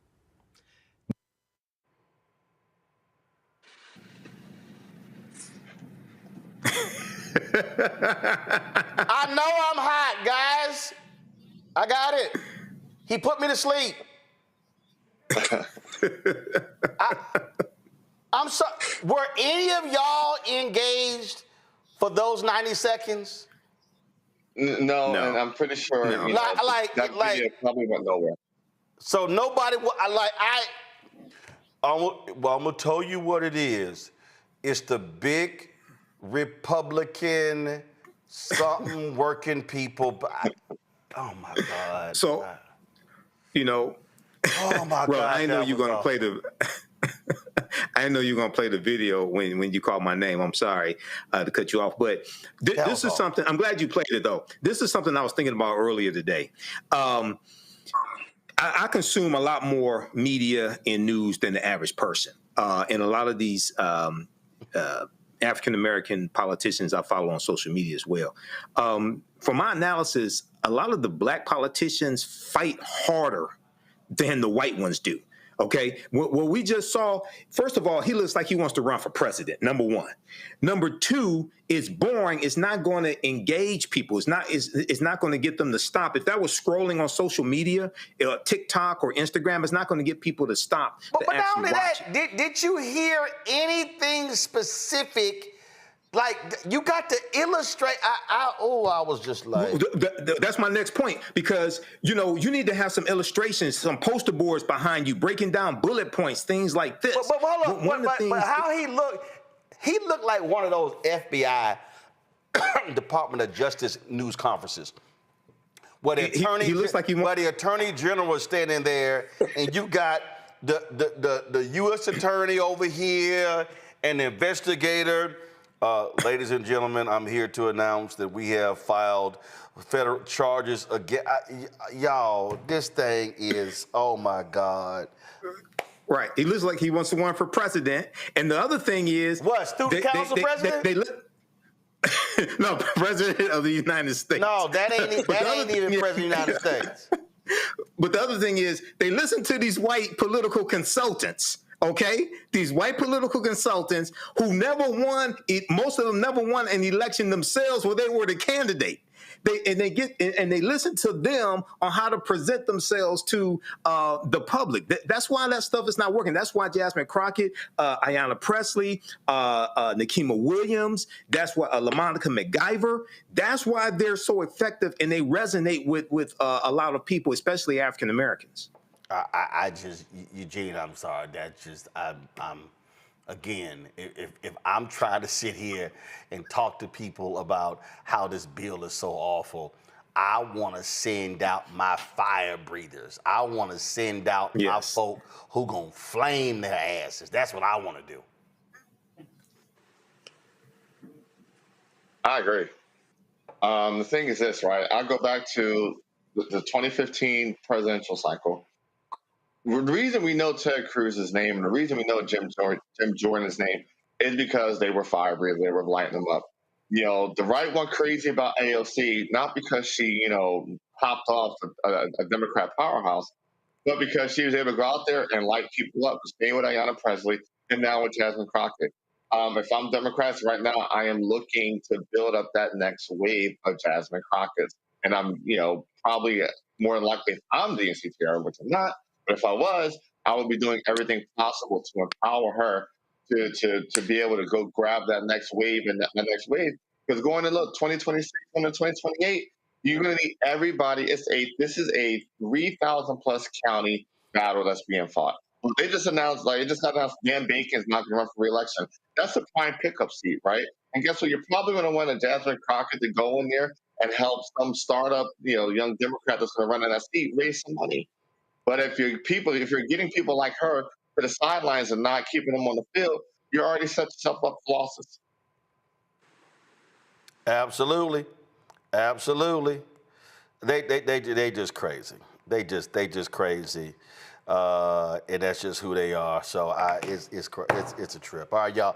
Gotta go to a quick break. We'll be right back. Roland Martin Unfiltered on the Black Star Network. If we don't stand up for Medicaid now, in spite of my honorable military service, the Senate will kill my child. I want the people that are trying to take this away from us to put yourself in our seats. Congress people, you got free health care paid for by the people, and then you don't want the people to have the same thing you have. That is sick, and we must challenge it. This bill will deny millions of people the health care that they need. This is policy violence. And we won't be silent anymore. Hey, this is Motown recording artist Kim. You are watching Roland Martin Unfiltered. That boy, he always unfiltered, though. I ain't never known him to be filtered. Is there another way to experience Roland Martin than to be unfiltered? Of course he's unfiltered. Would you expect anything less? Watch what happens next.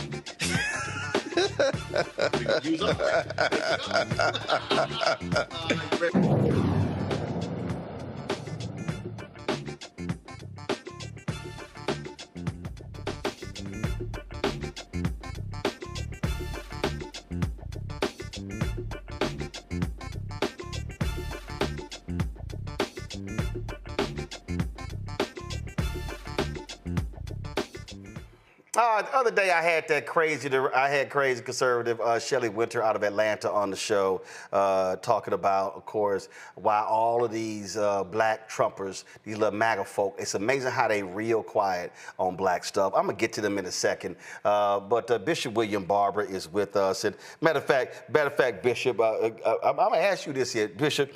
There's this John Amanchukwu, a Nigerian immigrant. I think he's actually in Wake, North Carolina or something like that. You know, he's the one who's aligned with Trump. He wears his little 47 hat on Instagram and YouTube and all this stuff.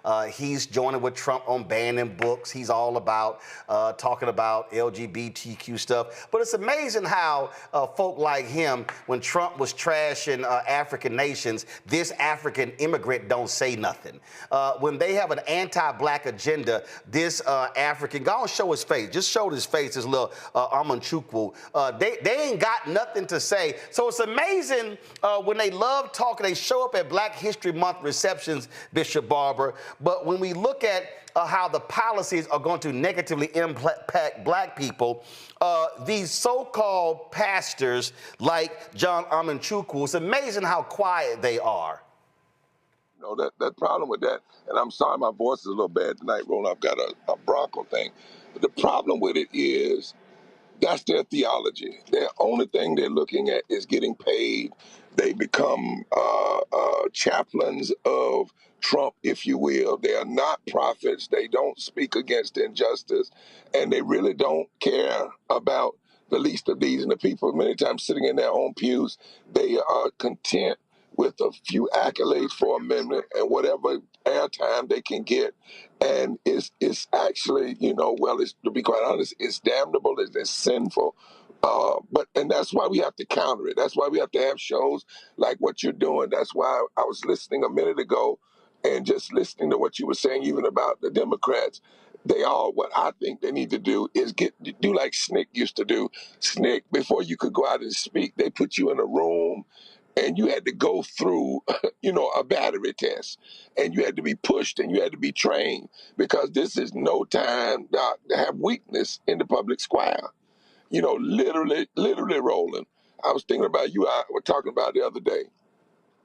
With DEI, they are attacking, DEI. With this bill, we will DIE, die. This is a killer bill. It's not just a piece of legislation. You can't talk about it calmly.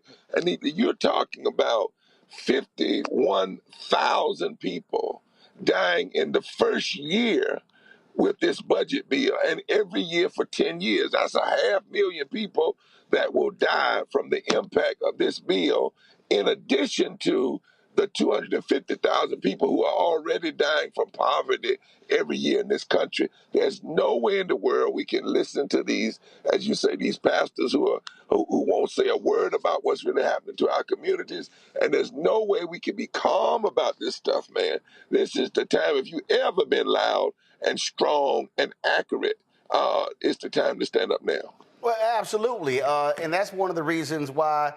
Look, you're having this Moral Mondays event on Monday, 11 a.m. When I called out National Baptist Convention USA leaders in Kojic and the missionary folk for taking the $300,000 from Target, I asked the question: okay, are y'all gonna be at the march on Monday? Where are y'all on these issues? And I say the same thing to this ignorant MAGA pastor, a Nigerian immigrant out of North Carolina. It's like, oh, you call yourself pro-life, but you ain't got nothing to say about the massive cuts to U.S. aid, and people across the world are dying. Children are dying because of starvation. They say nothing. They say nothing about how the Politico had a story the other day, how the Senate Republicans are trying to do more cuts to the SNAP program to pay for $3.8 trillion tax cuts. These folks ain't pro-life. No, there's nothing pro-life about it. In fact, Roland, this is the largest transfer of wealth from poor people than was transferred from the slave to the slave master. This bill, on the one hand, they want to add 10,000 more ICE agents with masks on their face. And the only way they're going to do that is they want to cut millions of children off of free lunch and millions of people off of SNAP. And basically what they're trying to do with this bill is undermine the Affordable Care Act. And ultimately they want to get rid of things like Medicare. And we have to remember, Medicaid, Medicare, those are victories that came out of the Civil Rights Movement. Those are our victories. Those are victories that came out of a lot of blood, sweat, and tears. And death is, that's why I refuse to call it the big, beautiful bill. Nobody should be using that language if you're against it. Don't repeat what they're saying. This is the big, deadly, destructive bill. And that's why, Roland, on Monday, we've been doing Moral Monday. When we first went, about 120 folks showed up. They arrested 3 of us. The next time, 10 times more people came. These folk even arrested a girl with cerebral palsy in her wheelchair holding her Bible. This is what you're dealing with. And so more people are coming back this Monday, and we're bringing caskets. We're bringing 51 caskets to outline how many people are going to die in the first year. We're going to bring the information on how bad this is for each state, because that's the other thing Democrats ought to be doing. They ought to have impacted people every time they're talking about it, and they ought to be telling people, you're talking about 400,000 people in North Carolina. You're talking about 200,000 people in South Carolina. This is no time to be talking in generalities and platitudes. This is a battle. And when you add this bill and its deadliness to what the Supreme Court did today and how they are going after the 14th Amendment, Roland, people need to understand in black churches, if you're not talking about this stuff, what in the hell are you really preaching about? Because you're talking about the 14th Amendment. If you ultimately undermine that, you are undermining the amendment that allowed for the rebirth of America itself. Everything we hold true, everything we want, women's rights, civil rights, labor rights, all of them are rooted in the 14th Amendment. Now, they didn't end it today, but they did something that is so bad, and that is that if a judge finds that somebody's done something illegal, and they can't stop it until we find out if it's unconstitutional, the only way you can stop it now is you've got to get plaintiffs in every state to file a class action. If we don't watch this stuff and start raising the temperature and the fire, I heard somebody say black folk need to be sitting out now. What do you mean sitting out? Do you know how many black people need Medicaid? Do you know how many black people will die if they don't have Medicaid, if they don't have Medicare? I mean, this is not a time for us to sit down. This is a time for us to analyze every piece of public policy and ask the question, how is this going to impact black people in this country, and make sure that our voices are heard loud and strong and continually and consistently? Again, what's taking place on Monday is crucial. And I showed this video right here to your point.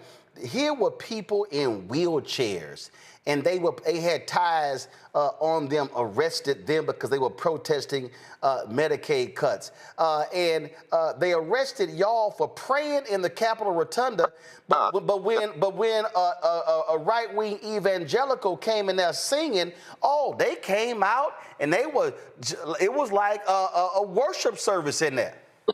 Exactly, and that's the contradiction, and that's why they really are mad, because we didn't choose prayer because we think we're weak. Prayer means we see this as holy work. We're not going anywhere, but here we are praying against what they're doing and getting arrested and put in paddy wagons. I mean, I'm not talking about catch and release. They are literally arresting us, putting us in paddy wagons. They bent me up in it. But I'm not worried about the arrest, because we're trying to arrest the attention of the nation. But on the other hand, they had a press service the same day we did the first Small Monday, and they didn't say a thing about the things that God really cares about. And that's how you treat the least of these. But brothers and sisters I need you to come out. We need people that will pray, people that will submit. And Roland, they have told us this. They said this time they have the orders that if we come and more than 30 people pray in the plaza, they're going to arrest them. Now I want you to hear that. So wait, hold on. So if you stand outside of the U.S. Capitol, you can get arrested? Yes, sir. We have been told. And it's called praying. And it's called praying. And not y'all ain't coming out with bear spray, and pepper spray, and twisty ties, and attack. They are arresting folk for praying. Right. It's against what they're doing in Congress. What we were told was that if 30 people stand in that plaza, 30 now, if 30 stand in that plaza, and it doesn't matter if they're in robes, it doesn't matter if they are in wheelchairs, if 30 of them stand there and pray, they will consider that illegal, emoting, illegal protest, and will arrest them. That's what they're saying. And so we're going. Nobody's going, because we're trying to arrest the attention of this nation. I've been with every movement. You know I have about DEI. I'm going to stay with those movements. But I'm also challenging people. We better pay attention to these policies that are being passed, because this particular bill, Roland, they're passing this for 10 years. 10, not 5, 10 years. And if they do this, you won't be able to undo it for 10 years. You could undo it, but it'll take so much effort. The level of destruction that they're talking about. And you want to really know how evil this is. We just came out of COVID, Roland, and 300,000 of the 1 million people that died during COVID did not die because of COVID. They died because of the lack of access to health care. Stunning. And again, this so-called preacher out of North Carolina, John Amanchukwu, silent on the attacks on the poor, silent on Medicaid, on what we're trying to do. Hell, he's silent on Trump not even sending hurricane relief to his own state of North Carolina. But he would rather sit there and get his little invite to the White House, wear his little cute little 47 hat, and be happy that Trump has assigned him to lead the effort to ban books, because he wants to call things perversion, and he wants to attack saying, oh, they got all this sexual stuff in these very books. But this Nigerian immigrant who claims to be a preacher, silent on the tax on Africans, silent on children around the world dying because of U.S. AIDS cuts, silent on the attacks of the poor, silent on all of that, but they claim they love Jesus. That's right. And the fruit is known by the tree is known by the fruit it bears. And he's worried about who's going to sleep with who in a book, and not worried about the way, that all of us are getting screwed, if you will, in this bill and in these policies that Trump is passing. And it's not just him. Joel Osteen, let's call it out. All of them. The big megas, Creflo, Joel Osteen, what's her name? Joyce, George Myers. George Myers, the guy down in Texas, the big church. None of them are saying a word about the things that Jesus said was the fundamental way you judge a nation, and that's how it treats the least of thee. But what's even more damnable is if we who know better, and I'm saying black church, all these conventions we're having this summer, if you're having a convention or you're having a preaching gathering and you're not talking about this, and I'm not just talking about mentioning it in a sermon for 1 second and get an amen.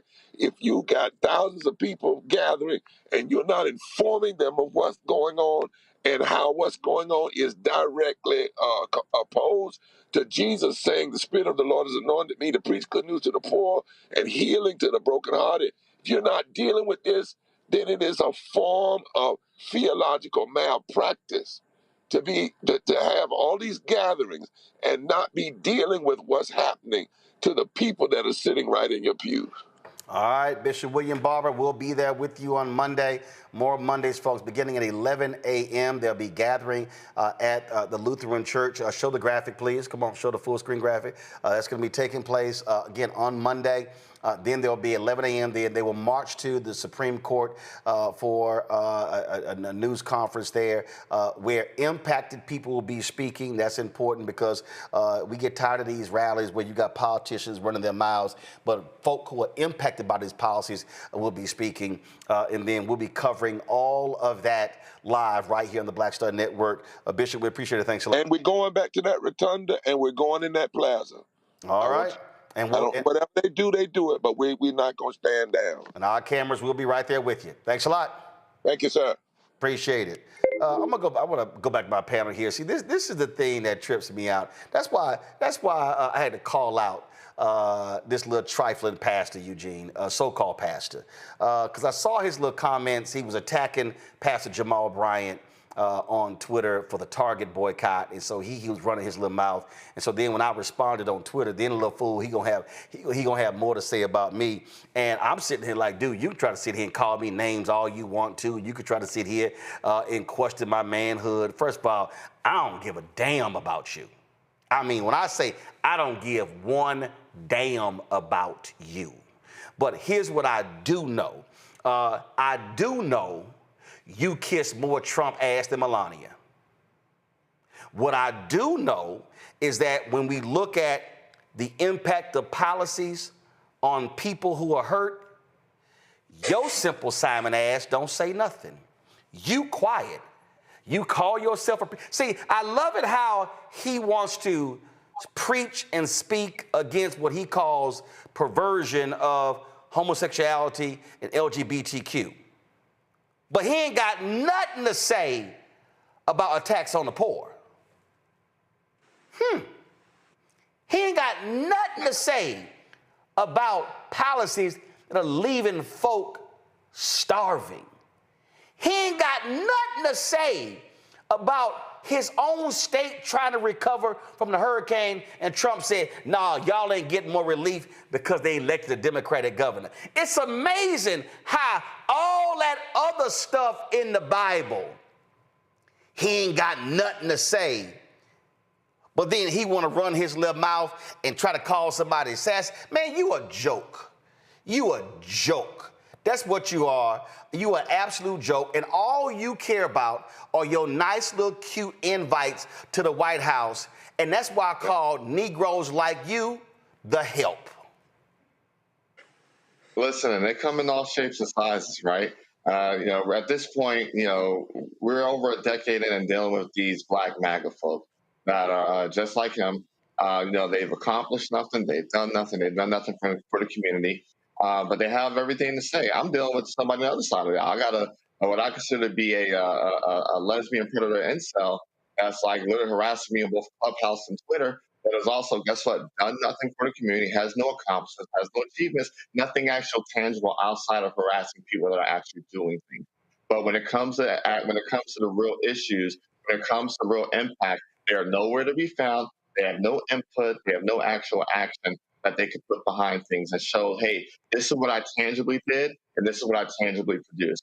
And so, Reverend Barber, he's picked up the poor people's movement mantle, and he's the conscience of the nation at this point. And folk like this Nigerian pastor that we're not even going to give airtime to his name, should sit down, shut up.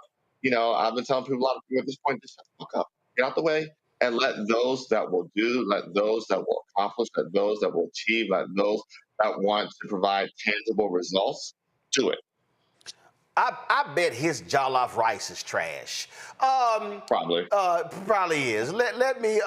So again, and we know he ain't gonna say that. Y'all, there were a couple of African presidents, Congolese.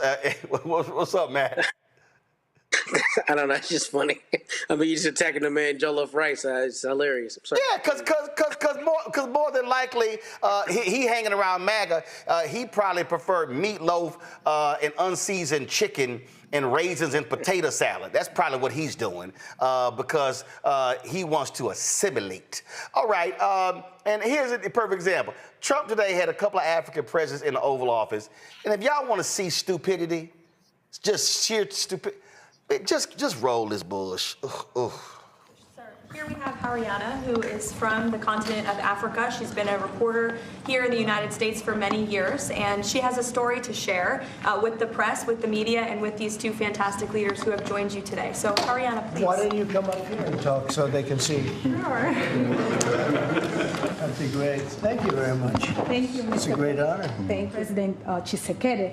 That you have no idea, he's very thankful for what you're doing, for what your administration is doing. Not only him, the entire Congolese people, they see that finally they will have hope. And President Tshisekedi also mentioned at the end of my interview that when peace finally comes to the Democratic Republic of the Congo, he's thinking to nominate you as a Nobel Prize Peace because he said you deserve, you have been working to bring peace in the world, not only at the Congo, and he's very hopeful to meet you in the future. That's so nice, boy, and that's so beautifully stated.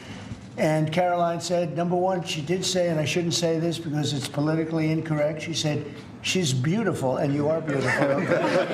I'm not allowed to say that, that could be the end of my political career, but I said it anyway. But you are beautiful, and you're beautiful inside. So I wish I had more reporters like you. So you covered Africa for a long time? Yes, for over 10 years. Wow. I cover even your first administration. Yes, I know that. That's great. Well, thank you. That's so nice that you said that. Appreciate it. And I have one more question, yes. Mr. President. Since we know in July or in the future, both President of Rwanda and the Congo will be coming to the United States. In Africa, President João Lourenço, the president of Angola, he is also the leader of African Union. Good. He worked very hard to bring peace, but unfortunately... Let's get him here. Yes, that's okay. Right. Would you invite him for me? Of course. Okay. Of course. No, we'll have. I know that he works very hard, and he's the head of essentially the union. So the union all over Africa, not the kind of union that we have. This is the union all over Africa, and I'd love to have him. So you'll let him know. Of course, okay? Mr. President. Thank you very much. Thank you, Good. Now you go back to where you belong, right? That's great. That's a great job. It's real knowledge and real heart too. Congratulations. Okay.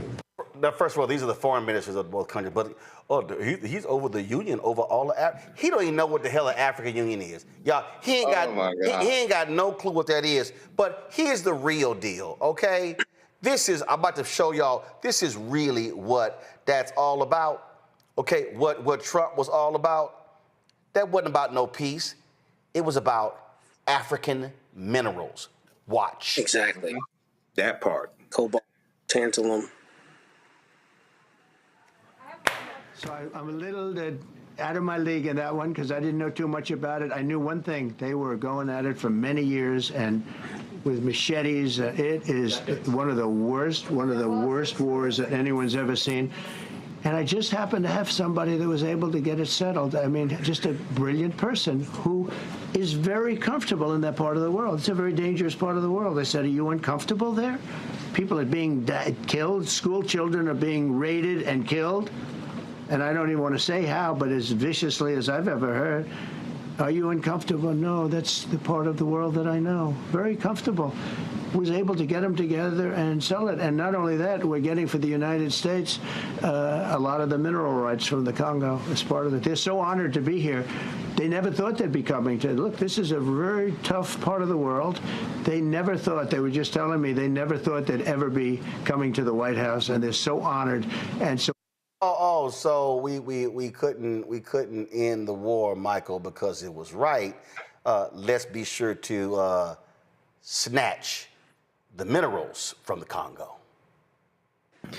Yeah, Roland, that's what this is about. So I saw some of this broadcasted live today, ABC News online on Facebook. I read the piece from the Associated Press.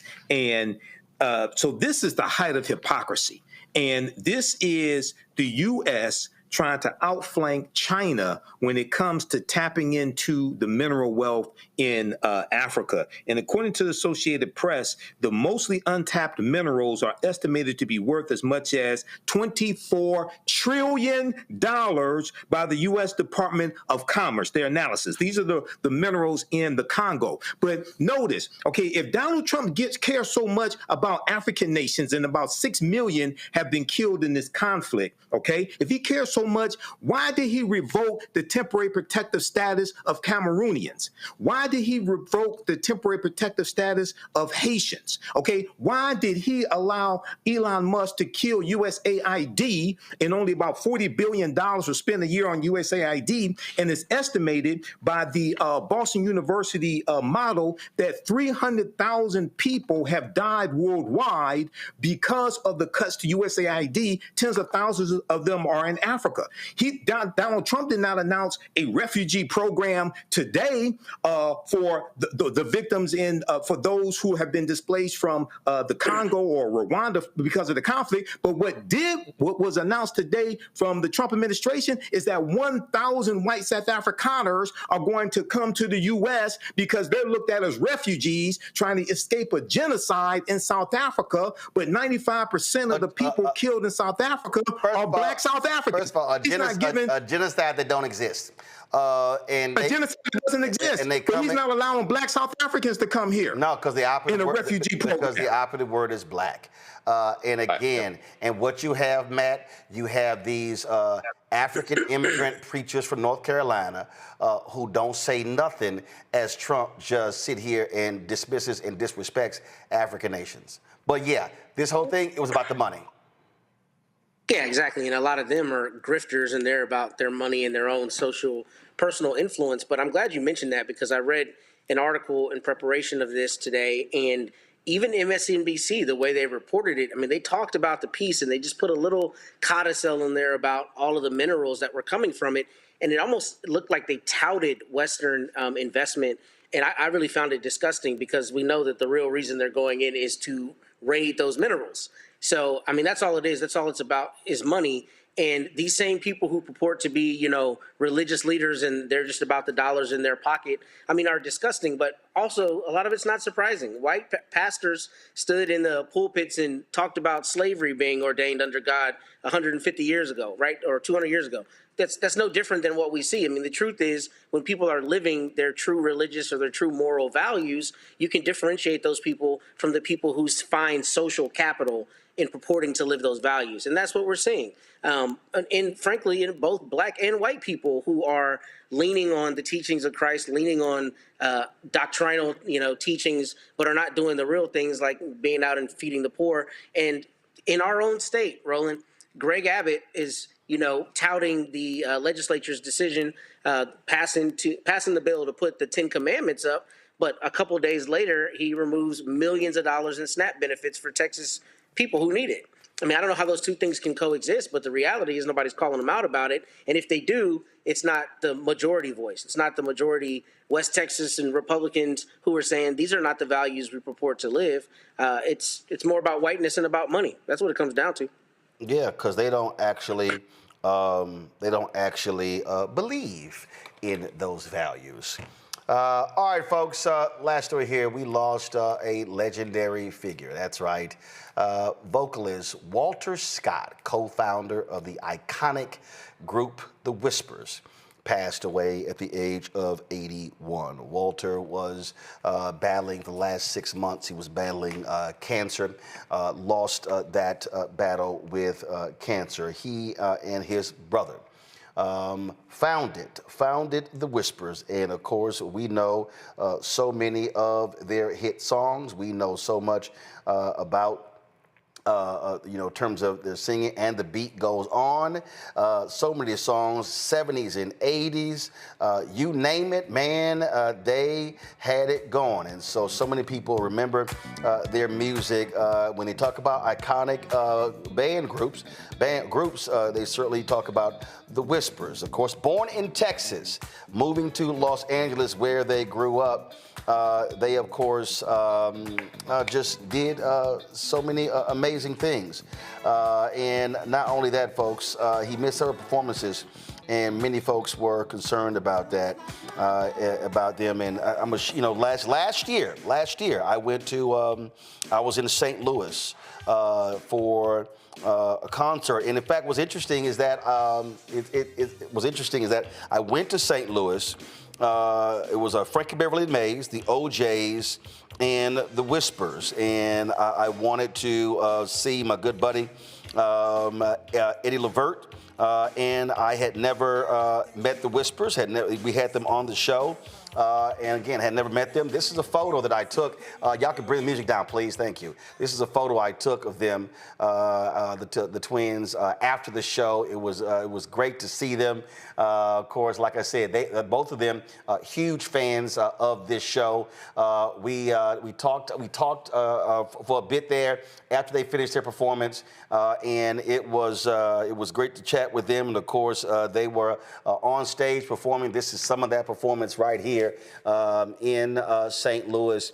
And man, it's pretty sad that this concert was June 22nd last year, and we've now lost Walter and of course Frankie Beverly, who passed away last year as well. And in fact, the twins were on our show in 2020. Here's some of that interview. When we had Seems Like I Gotta Do Wrong before they noticed me, we said we got to get in on this and sing about what's happening in our country right now. And so you put this together, and then, of course, you shot your socially distanced video. Yeah, absolutely. Recorded it with mask on. How about that? I mean, the thing is, we've had BB Winans on. We've had Terry Ellis and a lot of artists. Trey Songz up the video. A lot of artists have really been moved to speak to these issues, and really, it's a throwback to when Marvin Gaye put out his album, when Curtis Mayfield, where you have a history of artists who use music to speak to social issues. That's exactly right. We first did it in 1965 and the Watch Riots. We're from South Central Watch, California. Right after that, we were brought the song Seems Like I Gotta Do Wrong, and we spoke about it then. But here we are 50 years later, and, they say history repeats itself. We see the same thing, and it angers us, because maybe this time, Roland, they'll get the idea of what we've been trying to say. But this is not, you and I know that this is not, this didn't just start yesterday. It's been here for a long time. Go ahead, someone else, go ahead. No, you're right. I mean, it has been here for a long time. And like Walter said, back in '65, we've had this, and this is nothing new. It's just now we have those beautiful things called cameras and, iPhones and Androids that are basically now in everybody's hands. And then what's happening now is people are getting to see it for what it really is. Before, when I was growing up and get pulled over by a police officer, you didn't have the advantage of taping these kind of things or them seeing how they actually act when they're around you. But now today, you can pull out your camera. People will just stop on the street and pull out their camera just to make sure that everybody is being honest. And this is the end result of it. People are Folks, we're going to restream that interview with the Whisperers. I'm gonna ask our let's see group right here. Let's see which one of y'all has any level of musical sophistication and taste. Won't be Matt. I do, of course. It's not gonna be Matt. Let's see. Okay. All right. Okay. Like we are. I do. Like I remember the Whispers. Like we know that Eugene. He probably ain't never. Now look, this is Black Music Month, and Roland, you know I can deep dive and no crazy better like anybody else. Now, don't play me now. Don't play me now. Okay. I might be the youngest on the channel. Okay. Don't play me. Okay. Give me 2 Whisper songs. I got Olivia and Rocksteady. I'm in and out. Huh? I said Olivia and Rocksteady. That's it. That's it. You got anything? You got anything? You got a third? No. I do. First of all, that's why I set it up by hitting you with 2 first, knowing damn well your ass wasn't 3 deep. Knew that. Michael, go ahead. Oh yeah, no, I remember the Whispers. I grew up listening to them. My parents were playing the Whispers in the house on the stereo. You know, I grew up in the 70s and 80s, and I remember in the 80s when they came out with Rocksteady. And they came out with the other song, And the Beat Goes On. So I remember seeing those videos on Friday night video. So some of us were seeing the Whispers for the first time when they were, reintroduced. They introduced to another generation, I should say. But others, I grew up listening to Al Green, the Whispers, Teddy Pendergrass. I live in Motown. Grew up with the Motown sound. Listened to Sam Cooke and Lou Rawls. So, but at the same time, Man, we talking about the Whispers. I understand that, but I'm just saying. I ain't asked for your whole musical palette. I ain't asked for your musical palette. We talking about the Whispers. I did not ask for your whole playlist. We talking about the Whispers. No. This is Black Music Month. We talking about the Whispers. Stay on subject, Michael. Stay on subject. Michael, stay on subject. You ain't got to give us a historical walkthrough on music. It's the Whispers. All right, okay. You got anything to contribute to this match? Absolutely. Roland, I heard you was lost and turned out like Olivia.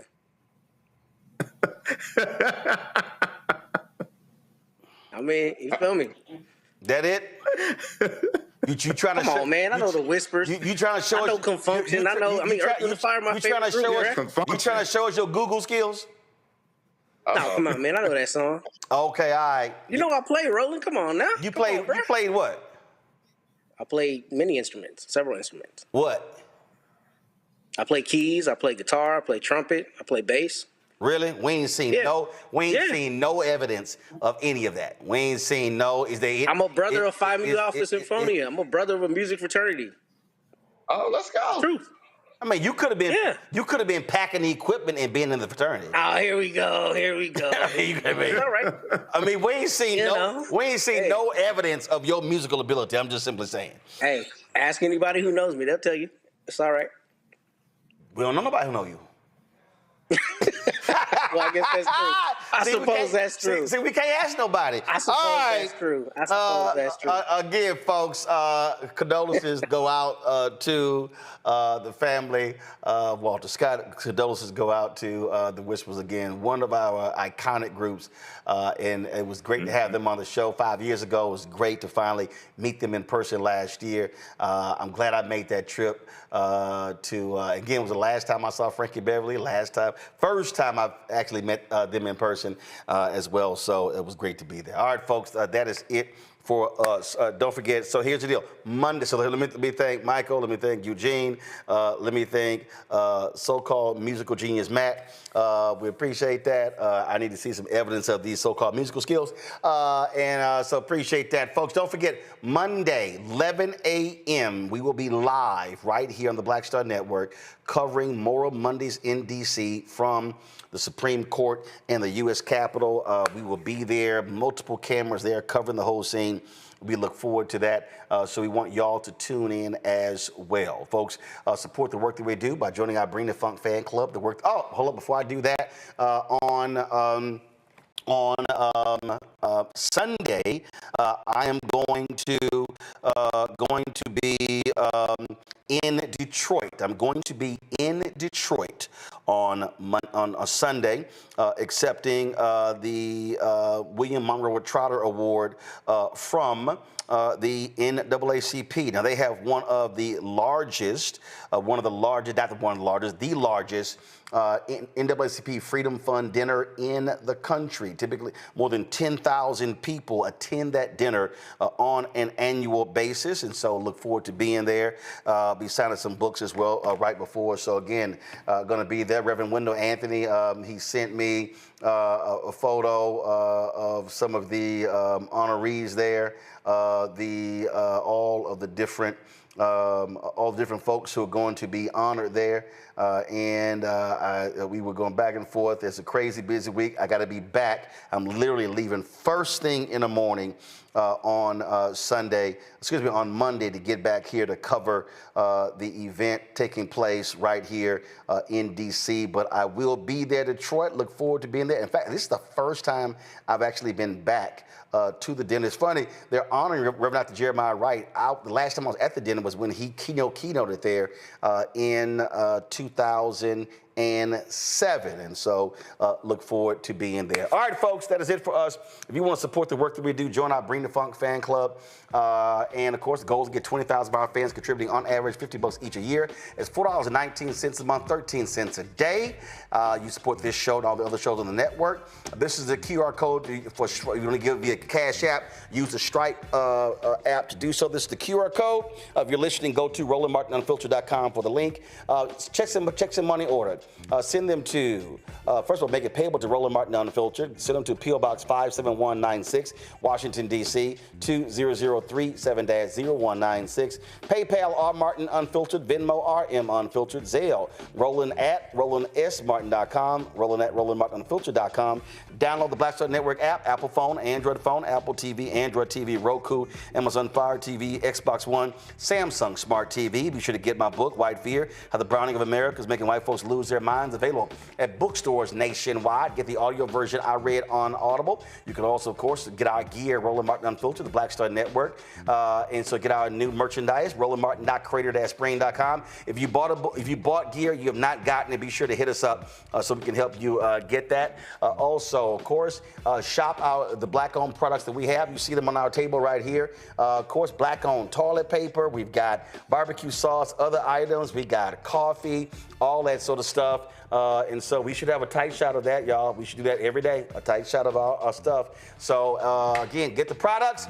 Go to shopblackstarnetwork.com. Also, be sure to support fan base. Download the app. If you want to invest in Series A fundraising, go to startengine.com/fanbase. Folks, that's it. See y'all on Sunday from Detroit, Monday from the nation's capital.